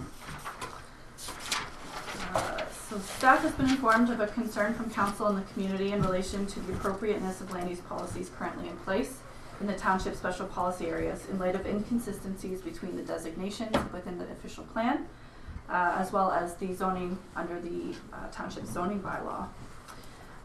In addition to this, direction in planning has changed in the last couple of years for the township without a chance to fully look at these special policy areas in terms of what our goals of the township 10 years ago versus now. So in reviewing this planning issue, these inconsistencies have led to the receipt of several applications or pre-consultation meetings or inquiries in the last couple of years, and several of them have been flagged from the township as being something that needs to be addressed. The first one being the Special Agricultural Policy Area 3, which is located at the corner of Egremont and Center Road. It currently permits a gas bar and motel on the subject lands. However, the property is zoned rural commercial, which does not permit either of these uses. So there has been discussion with the landowner in recent years about what the township's ultimate goal for the property should be, what he's interested in doing, and there's been some conflict, or not conflict, but concerns as to really what the direction from the township is for the property. And the landowner is interested in pursuing development on the site. So staff recommend a review of this special policy area in order to coordinate the official plan designation and zoning and give clear direction for development on the site in the future. Within one of the areas designated Special Agricultural Policy Area 4, outdoor pelleted biosolid delivery, unloading, storage, and distribution is being contemplated by the owner. The property is zoned industrial, and the use proposed may not have been contemplated by council at the time of the original policy implementation. So typically in an industrial site, outdoor storage would be things like gravel, outdoor construction material, equipment, and that sort of thing. So concerns have been received from the public regarding the impacts that the proposed use would have on nearby residents and businesses. And the township does not fully understand the potential ramifications of this use and interest for an in-depth study, and has had a discussion about that. Finally, Special Policy Area 4, again, it's a policy area that applies to two different sites. The first being the LaSalle Agri property, and another one being a property at Melbourne and Calvert Drive, which permits industrial activities including manufacturing, warehousing, repair, service, storage of goods and materials, etc. It's located directly adjacent to the hamlet of Cairngorm. Recently, council may remember we severed 2 lots, or 1 additional lot, to create 2 residential lots in the hamlet. It's on actually the same property that has this special policy area to allow for industrial. So the opportunities for land use and compatibility is there, certainly, and I think it's something that the township should take a look at. As I've mentioned before, the land use policy direction of the township has changed in recent years, with the Center Road corridor becoming more of a focal point of development due to the fact that there's servicing and infrastructure. We went through the interim control bylaw in 2017-2018 to bring our zoning in official plan in conformity with each other. So that's sort of been more directed towards what the township's development goals really should be. So we really need to take a look at pre-amalgamation, these were the types of uses that were in place, one of them being the special policy area on LaSalle Agra's property.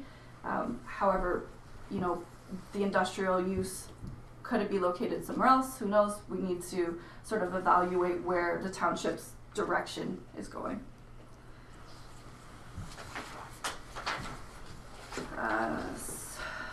So as I mentioned before, several special policy areas have already been studied through the Center Road Corridor study. So I'm not recommending that those be taken a look at. They've already been determined to be accurate through the study prior to tonight. From a planning perspective, I believe it's appropriate to undertake a land use planning study of the remainder of the special policy areas in the township to address the planning issues that I've identified earlier. So this would include special agricultural policy area 1, 2, 3, 4, 5, 6, 7, and special urban policy areas 2 and 4, which are within the corridor, but they were not subject to the interim control bylaw of 2017. So really the direction that I'm looking for this evening is a recommendation that council direct a resolution for staff to undertake a land use planning study of the official plan and zoning bylaw for those lands identified as special policy areas within the Adelaide Metcalfe official plan, excluding those lands that are within the Center Road Corridor. Okay, thank you, Erin. Is there any questions from council? I think you really did well. Just one question if I could, Erin. With looking at the special policy areas now compared to waiting until we do our review of the official plan, which I believe is planned probably next year.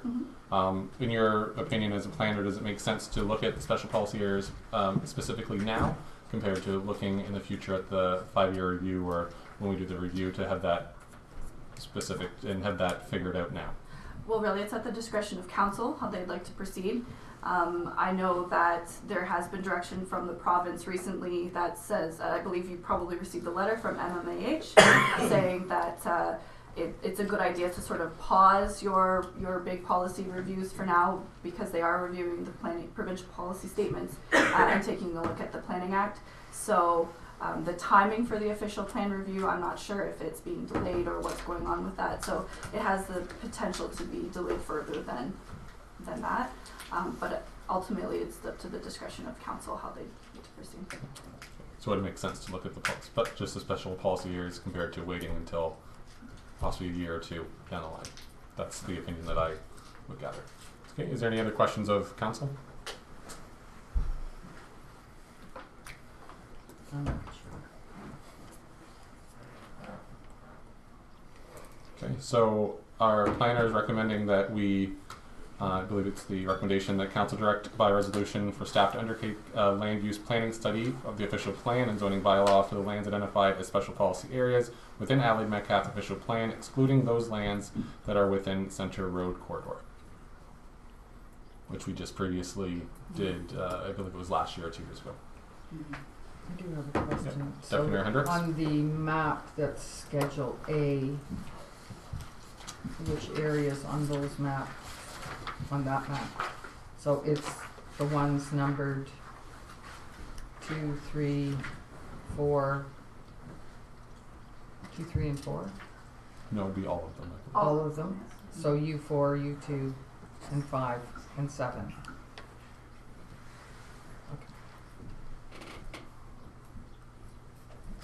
Just so Councilor there's a total of 7 properties in this report there.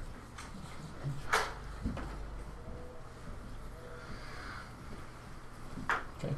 And my understanding, Aaron, is that if council proceeds with doing review of, sorry, I'm just going to get the words here right, the review of the special policy areas, then there'd be notice to those property owners of that review taking place, and that there'd be a public meeting process for that. And then at that time, if council feels that there is a need to have an interim control bylaw, council could consider that at that time. Yes.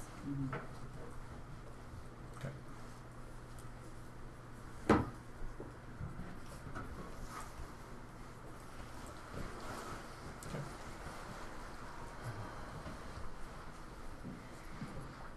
So I need either a couple more questions from council or direction from council.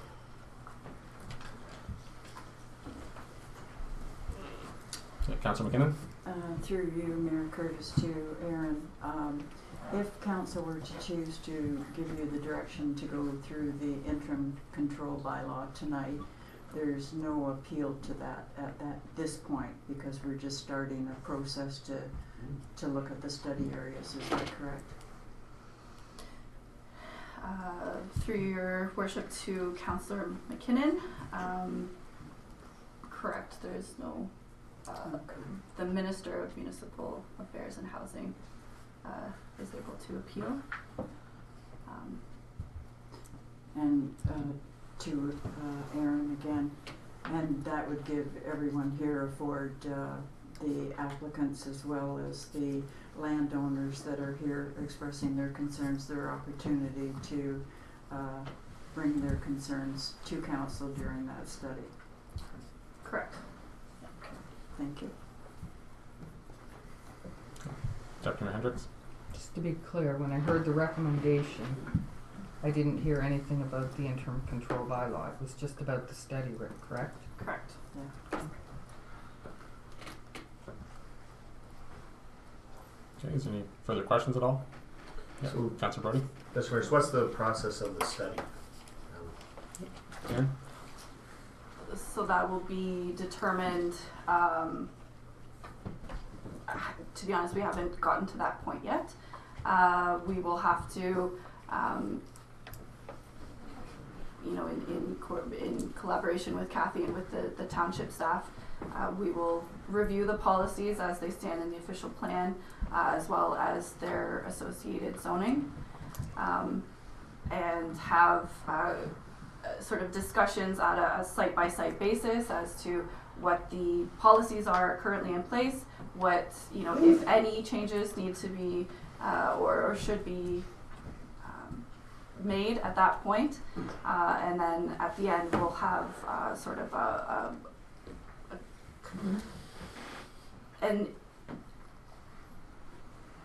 recommendation as to how to implement these changes. So if it's an official plan amendment or it's a zoning bylaw amendment, and that sort of thing. So it will be reviewed step by step through the individual subject properties, and everyone will have an opportunity to review that and speak to that as well. So that's more consistent of a land use study, then, basically? Yep.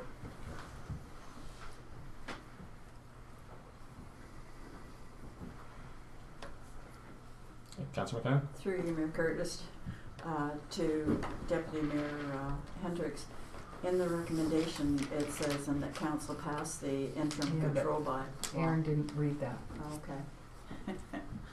But you intended that to be a part of your recommendation, or are you withdrawing that? I'm withdrawing that, yeah. Okay. So you're just recommending the top portion that we do the study? Yep. So Aaron, if council is to pass the first portion of the original recommendation, which is to proceed with a special policy area, that was approved this evening, those property owners would be notified, and then there'd be a public process. And then at that time, if there are concerns and council continues to have concerns of not just one of those areas, of several areas or whatever it would be, then council could proceed with the interim control bylaw if they feel that it's appropriate to do so. Yes.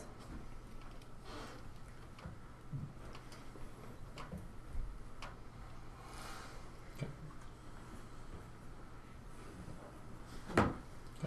So I need some direction on this report.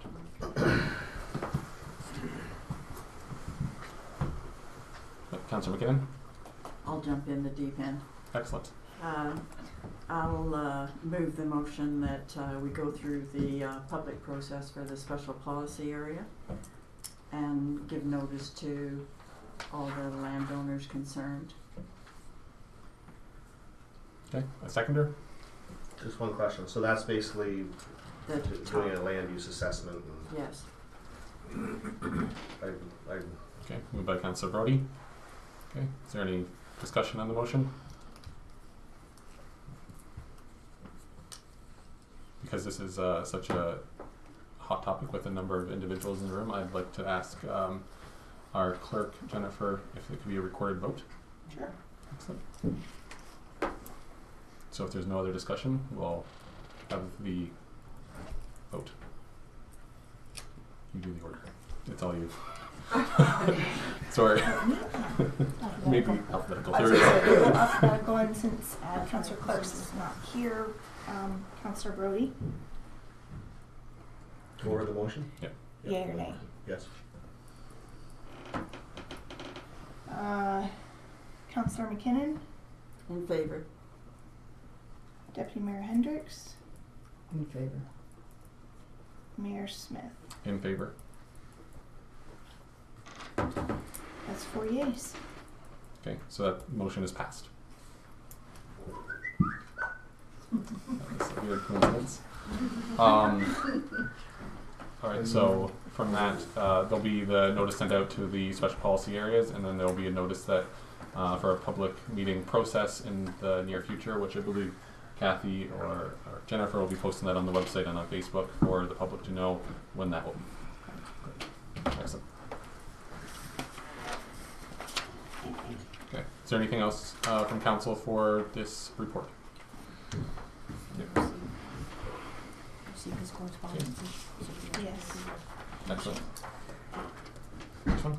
Yes. Okay, so we do have just one motion from the previous delegation. It's just to resolve the council received correspondence as submitted by Eric Davis, partner and certified specialist in municipal law with Miller Thompson LLP regarding potential adoption of interim control bylaw. Okay, Deputy Mayor Hendricks and Councillor Brody, all those in favor? Opposed, and that's carried.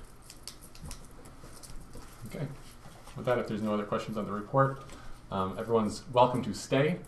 If you would like, we do have a number of staff reports still on our agenda, but if you don't, we will delay continuing our meeting to start a little longer, to start our meeting again, continue it so that we can vacate the council chamber. Just a reminder. And reminder that there is a piece of paper out there for your name and address for future information regarding the special policy review.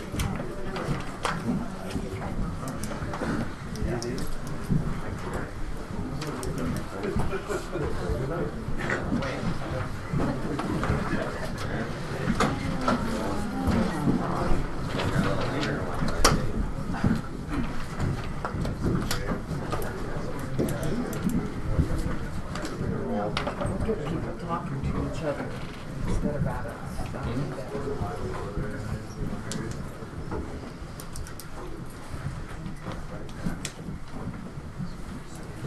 Biggest crowd, yeah. Usually it's only one or two.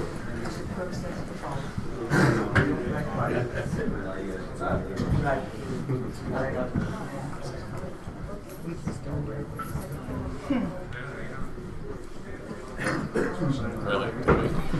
We will in the next few months.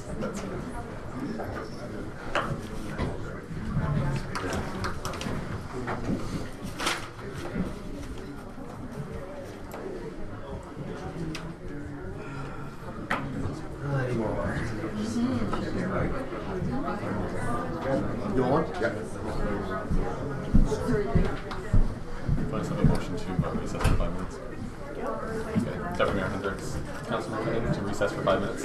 Okay, all those in favor? Opposed, and that's carried.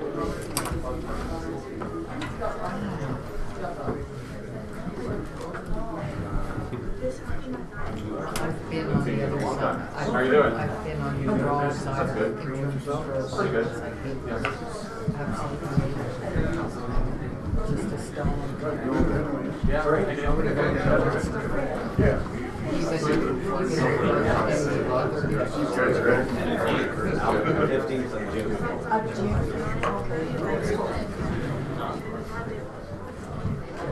do you say, 15th of June. We can keep one for consent. Oh, Councillor Clark, because she wasn't here. They did All right. this one. Wash up, there's no way I'm gonna get it. No, you're not gonna get it.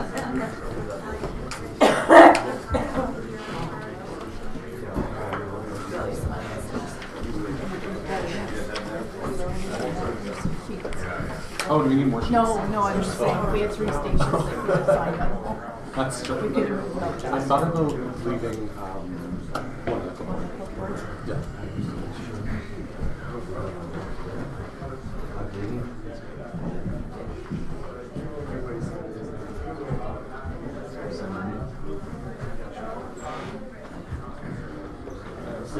was a good meeting.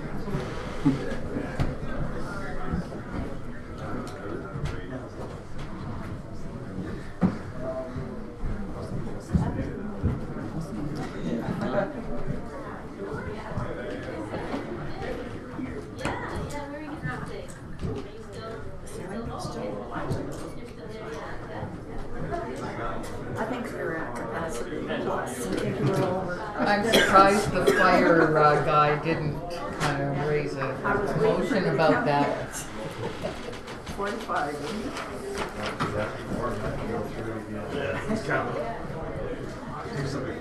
I know.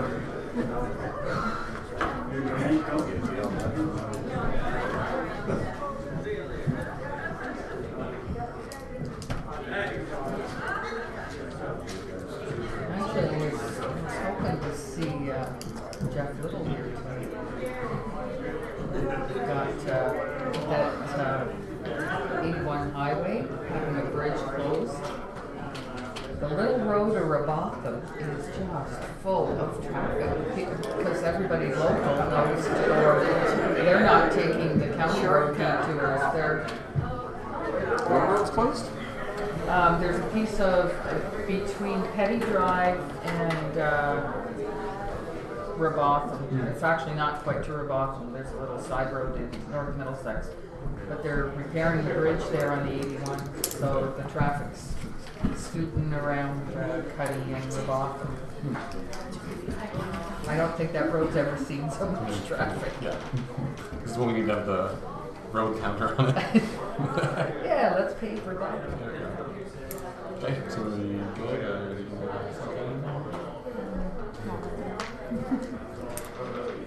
So let's do well, we can continue on with the noise in the background. Is that fine? Yeah. Yep. Okay. If Sue decides to watch it, she'll just have to work harder to make out the voices. That's true. Motion to reconvene. Okay, Council McKinnon, Council Brody, all those in favor? Opposed, and that's carried. Okay, Aaron, I think that's everything from you, or is there something I'm missing? Nope. Okay. Excellent. Okay, thank you very much. And, glad you're able to make it from Newberry to here in a short amount of time. Yeah, Council McKinnon? So 20 days notice is it for the public meeting or?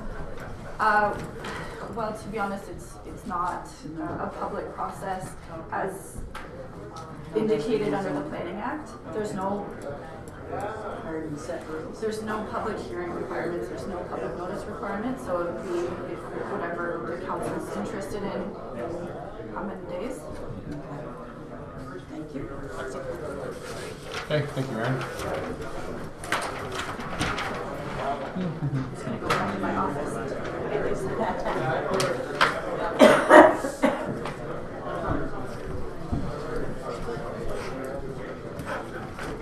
Okay, so we'll continue on our staff reports. If at any time people feel that the entrance is too loud, just let me know and we'll send somebody out there to let them know to quiet down.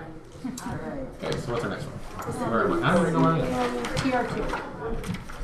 Yeah, so the road and facilities tour. Thank you, Ms. Smith. At the last couple of meetings, Council has discussed proceeding with having a tour of roads and facilities. It is a good opportunity for council members to attend at various locations, and it is a guided tour by staff, so as many staff as necessary would attend to just give you an idea of what we're looking at.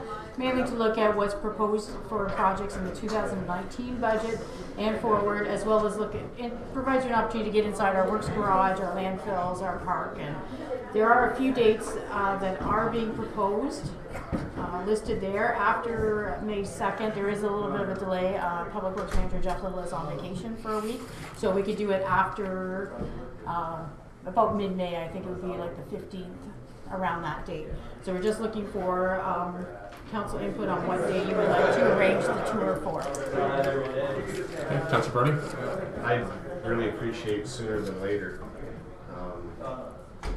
April 24th is great for me, and I just read an idea there's basically a rental van and lunch, so is this something that we could start early? Yes. In the morning and kind of wrap up at lunch if that I just really appreciate if it was earlier than later. Our last one in 2015, we started at 9:45, and we were done about 2-ish, 2 or 3. That included lunch, and it would take a little bit longer for lunch, so we can make other arrangements to start earlier and be wrapped up in good time. So. Okay, Deputy Hendricks. As long as they're mornings, every day is good for me. Monday morning might be a bit. Sometimes I have other commitments Monday mornings, but other than that, those dates are all good for me. I just have to change my work day from the Wednesday, so I see if I can go in Monday and Tuesday. Would that be okay then on the Wednesday? I really like to get it. I'll find out tomorrow, but I'm thinking it should be all right. And did Councillor indicate any dates? No, we've not received anything from her. Okay, so I'm good for the 24th, 26th, or 29th. I can make those work. That's on the 24th. Good. And maybe if we can start at 9, and if we ran a little late, we can just have a lunch. Does not work? That makes sense. Okay, so a motion to resolve that Council directs staff to arrange for a road and facilities tour on April 24th at 9 a.m. Moved by Councilor Brody, seconded by Deputy Hendricks. All those in favor? Opposed, and that's carried.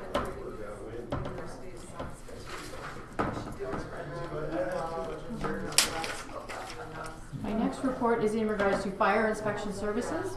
The County of Middlesex has managed to provide fire inspection investigation services on behalf of all the lower tiers for the last 21 years. Each municipality provided a resolution to have the county provide such services on behalf of the lower tiers. The resolutions provided at the time have been found to not be adequate to support the transfer of the services from the local departments to the county. The county has undertaken a review of the fire inspection and investigations program, including local municipal communication, software, human resources, reporting, and liability. There attached are various documents provided by the county relating to the fire inspection services they provide. Support for the resolution transferring fire inspection service to the County of Middlesex is being requested, and a copy of the draft resolution for council approval was item number 4 of the attachments. The costs for fire inspection services are incorporated into the county levy, and the recommendation is that council accept the fire inspection services report as presented by the CAO treasurer, and resolve that council approve the draft resolution included as attachment 4 to this report. And it'll read word for word in the actual minutes of the resolution. Okay. Any questions from council? Okay, Councillor McKinnon? Through you to Aaron. When I read the second part with the attachments, I'm thinking that all that's happening now, is it not? So through the mayor, I can answer that. It is, and it has been since 1998. Right. And we're very satisfied with the service, and we don't want to lose that service. Okay. But things have evolved over the years. We've been given directions from the OFM Ontario Fire Marshal's office, and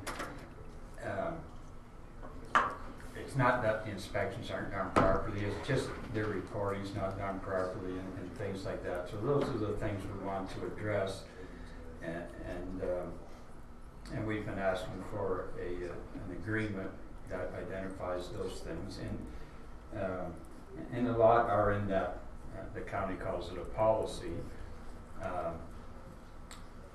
We'd rather see it as an agreement, but that's still being looked at.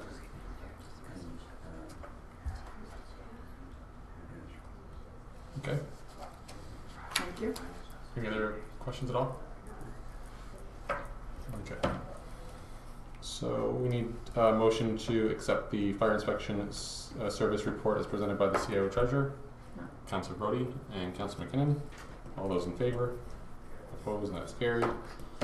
And then next, which it is to have the approval of the draft resolution. However, we need that in the minutes. It'll be the actual resolution. Correct.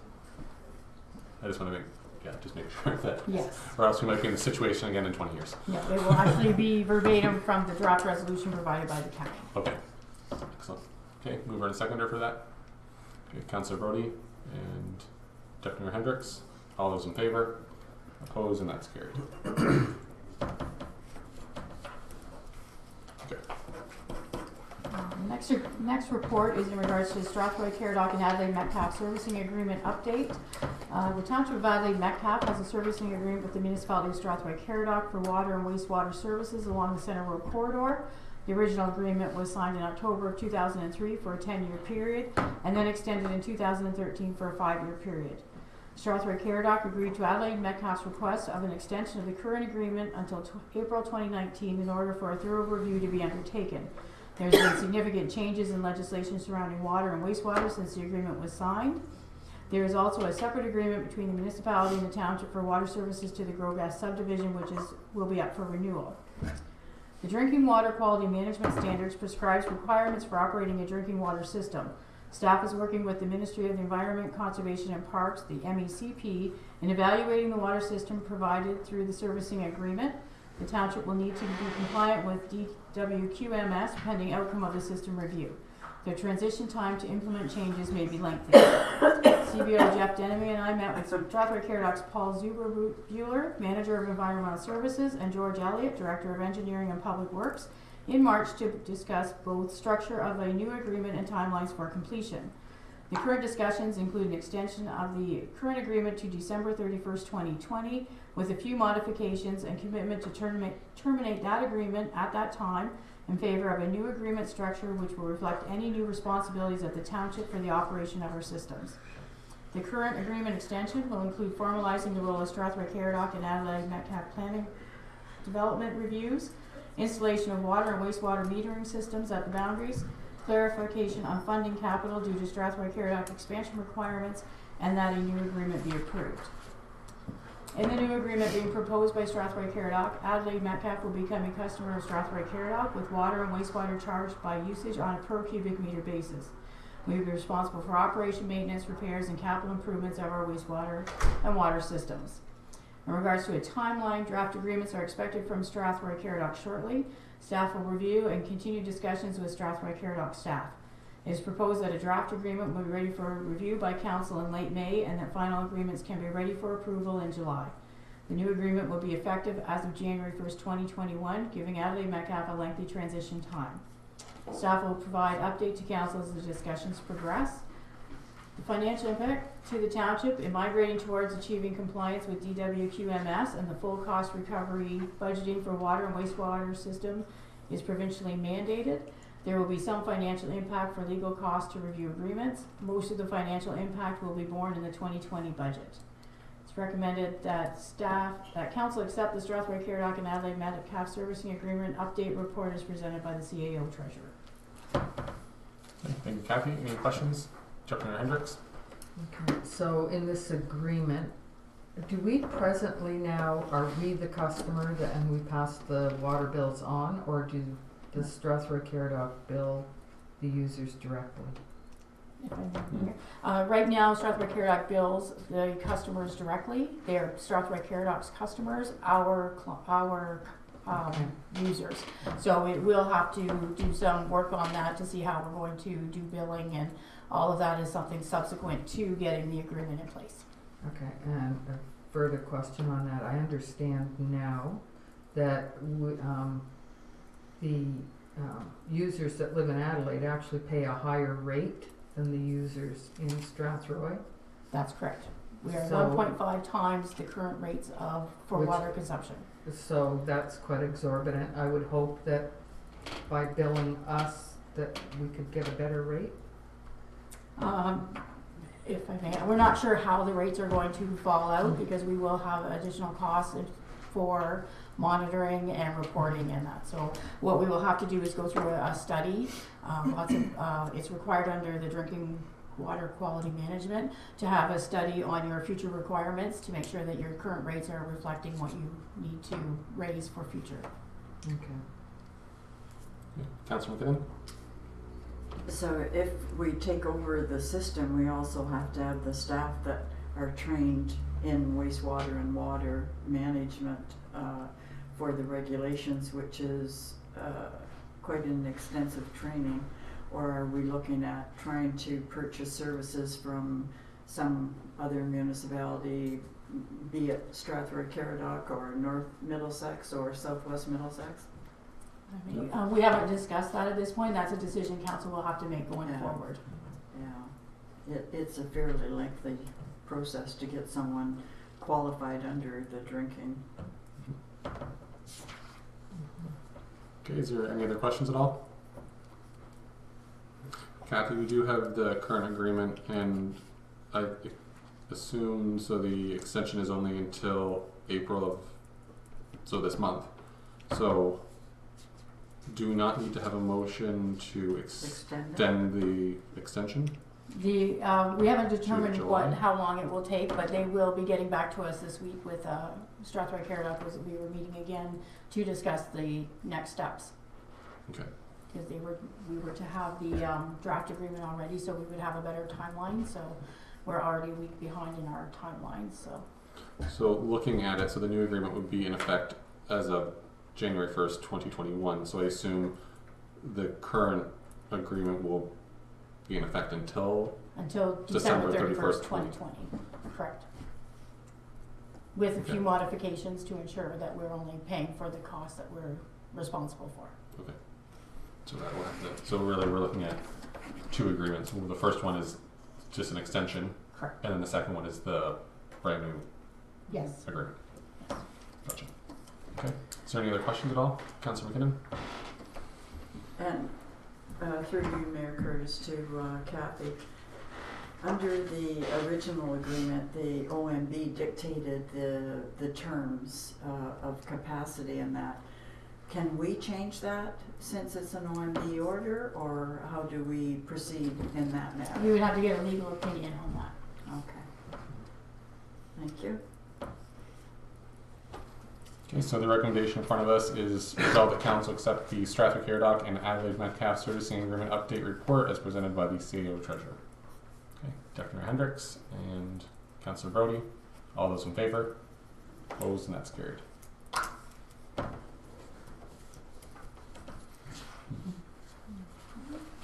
So next is,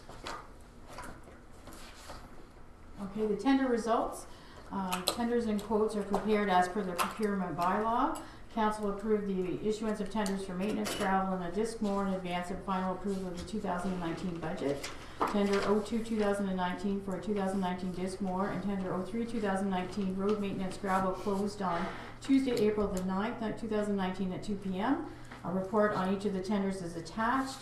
Each of the results will be incorporated into the 2019 budget where appropriate. First tender is tender 02-2019, which is for the disc mower.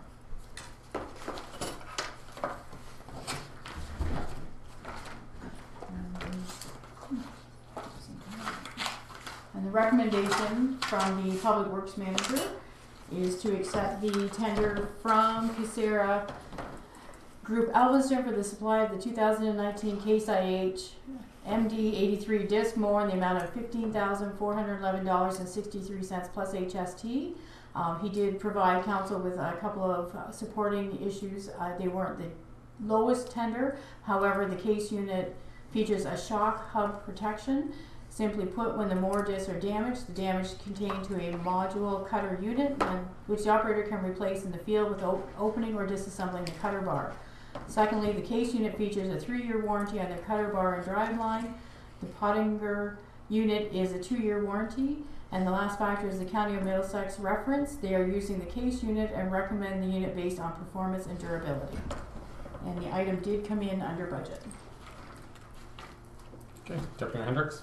Well, I see there's also a note that the Pottinger also doesn't meet all the tender specs. So on that, I move the recommendation of going with the case. Yes, sir. Okay, seconder? Councillor Brody? Any discussion on this? All those in favor? Opposed, and that's carried.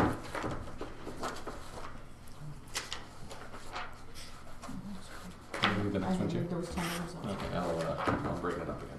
I've got that one. Oh, you got that one, okay.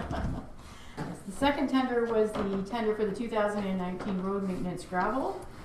The tender quantity was 14,000 tons. The following quotes were received. Johnson Brothers Bothwell, $15.45 per ton. Jensen Construction, $17 per ton. Clarence Carter and Sons Limited, $13.86 per ton. Mackenzie and Henderson Limited, $14.48 per ton. The recommendation from the Public Works Manager is to accept the tender from Clarence Carter and Sons Limited for the supply of 14,000 tons of granular and gravel in the amount of $13.86 per ton plus HST, subject to the submission of proof of insurance, hold harmless agreement, and WSIB certificate. So moved. Councillor Finn, seconded by Deputy Mayor Hendricks. And it looks like they either Jeff Little's really good at budgeting, or they looked at our budget online, because it's very close to the budget item for 2019. Yeah. All those in favor? Opposed? And that's carried. So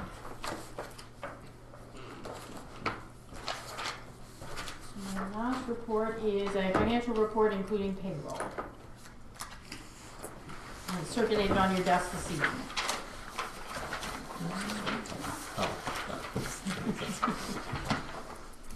Okay, is there any questions at all on the financial report?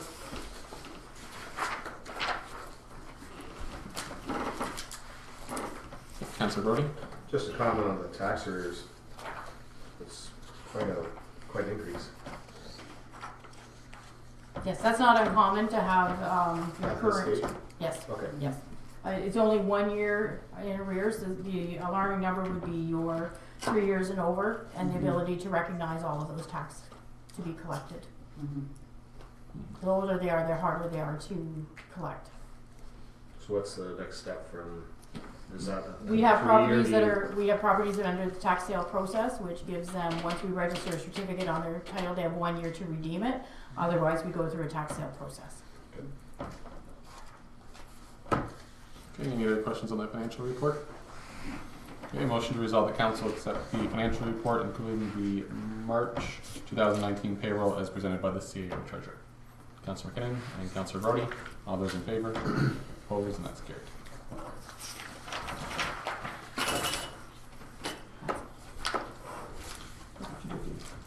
Do you have anything for other business?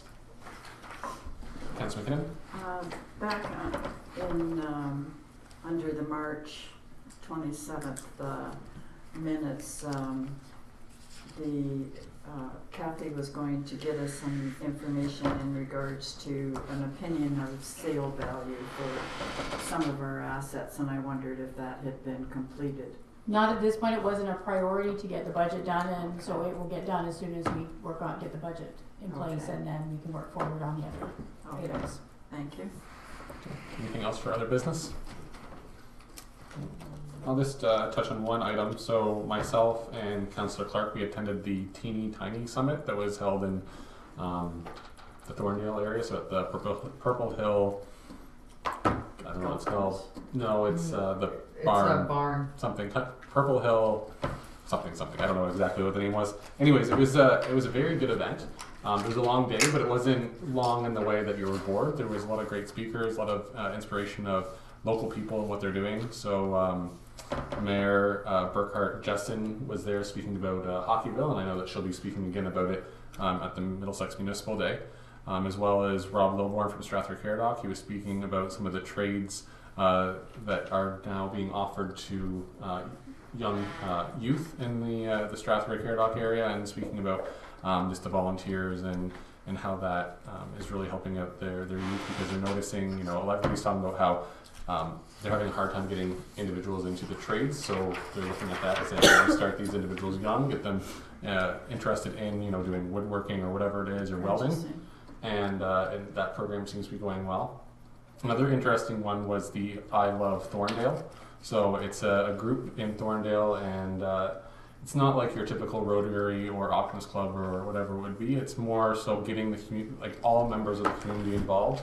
And they just do different events, and they welcome, there's a house sold and somebody moves into the community, they welcome them by going to their house and singing this really cheesy welcome song, and it's pretty much a lot of just saying welcome over and over again to a certain theme song. So that was kind of interesting. And then the keynote speaker, which was also at Roma, the name is slipping my mind, but he's a gentleman from Australia, and just talking about just talking about how it only takes one individual to really get a community in action and turn something around. And one of the stories that was really interesting was an individual that just in a community that decided to have like a community get together where they have tea, so they called it community. And from there, it turned into every week they were getting together, and it was a community of 200. And the first week there was 20 people there, and by a couple weeks down their line, there was like over 100 people there. So that's 50%, over 50% of the community out, and getting to know their neighbors and that type of thing. So I'm sure Councillor Clark also really enjoyed the event, and hopefully it's going to spark some interest in some things we can do right here in Adelaide Metcalfe, and maybe some things we can do in Kerwood. So I really enjoyed the event, and I would say next time it's in the area or close by, every council member should attend, and even the community, because it's not just open for council members, it's open to anybody to attend. Some of us did have to go to the emergency management planning. That's true. No, I skipped out on this one, but I was at the county one today, so I learned everything that you did. All right, so if there's nothing else for other business, then we'll go into our bylaws. We need a motion to resolve that all 3 readings be given to bylaw number 34, 2019, grass cutting agreement with Mollord groundskeeping, and bylaw number 36 of 2019. Is that still going to be 36 or 35? It will be 35. Okay, yes. Bylaw number 35, which will be the confirmed council proceedings, and that the bylaws be signed by the mayor and clerk, and the corporate seal be attached. So moved. Councillor McKinnon and Councillor Brody, all those in favor? Opposed and carried. And a motion to adjourn. Councillor Brody and Councillor McKinnon, and that's at 9:09. All those in favor? Opposed and carried.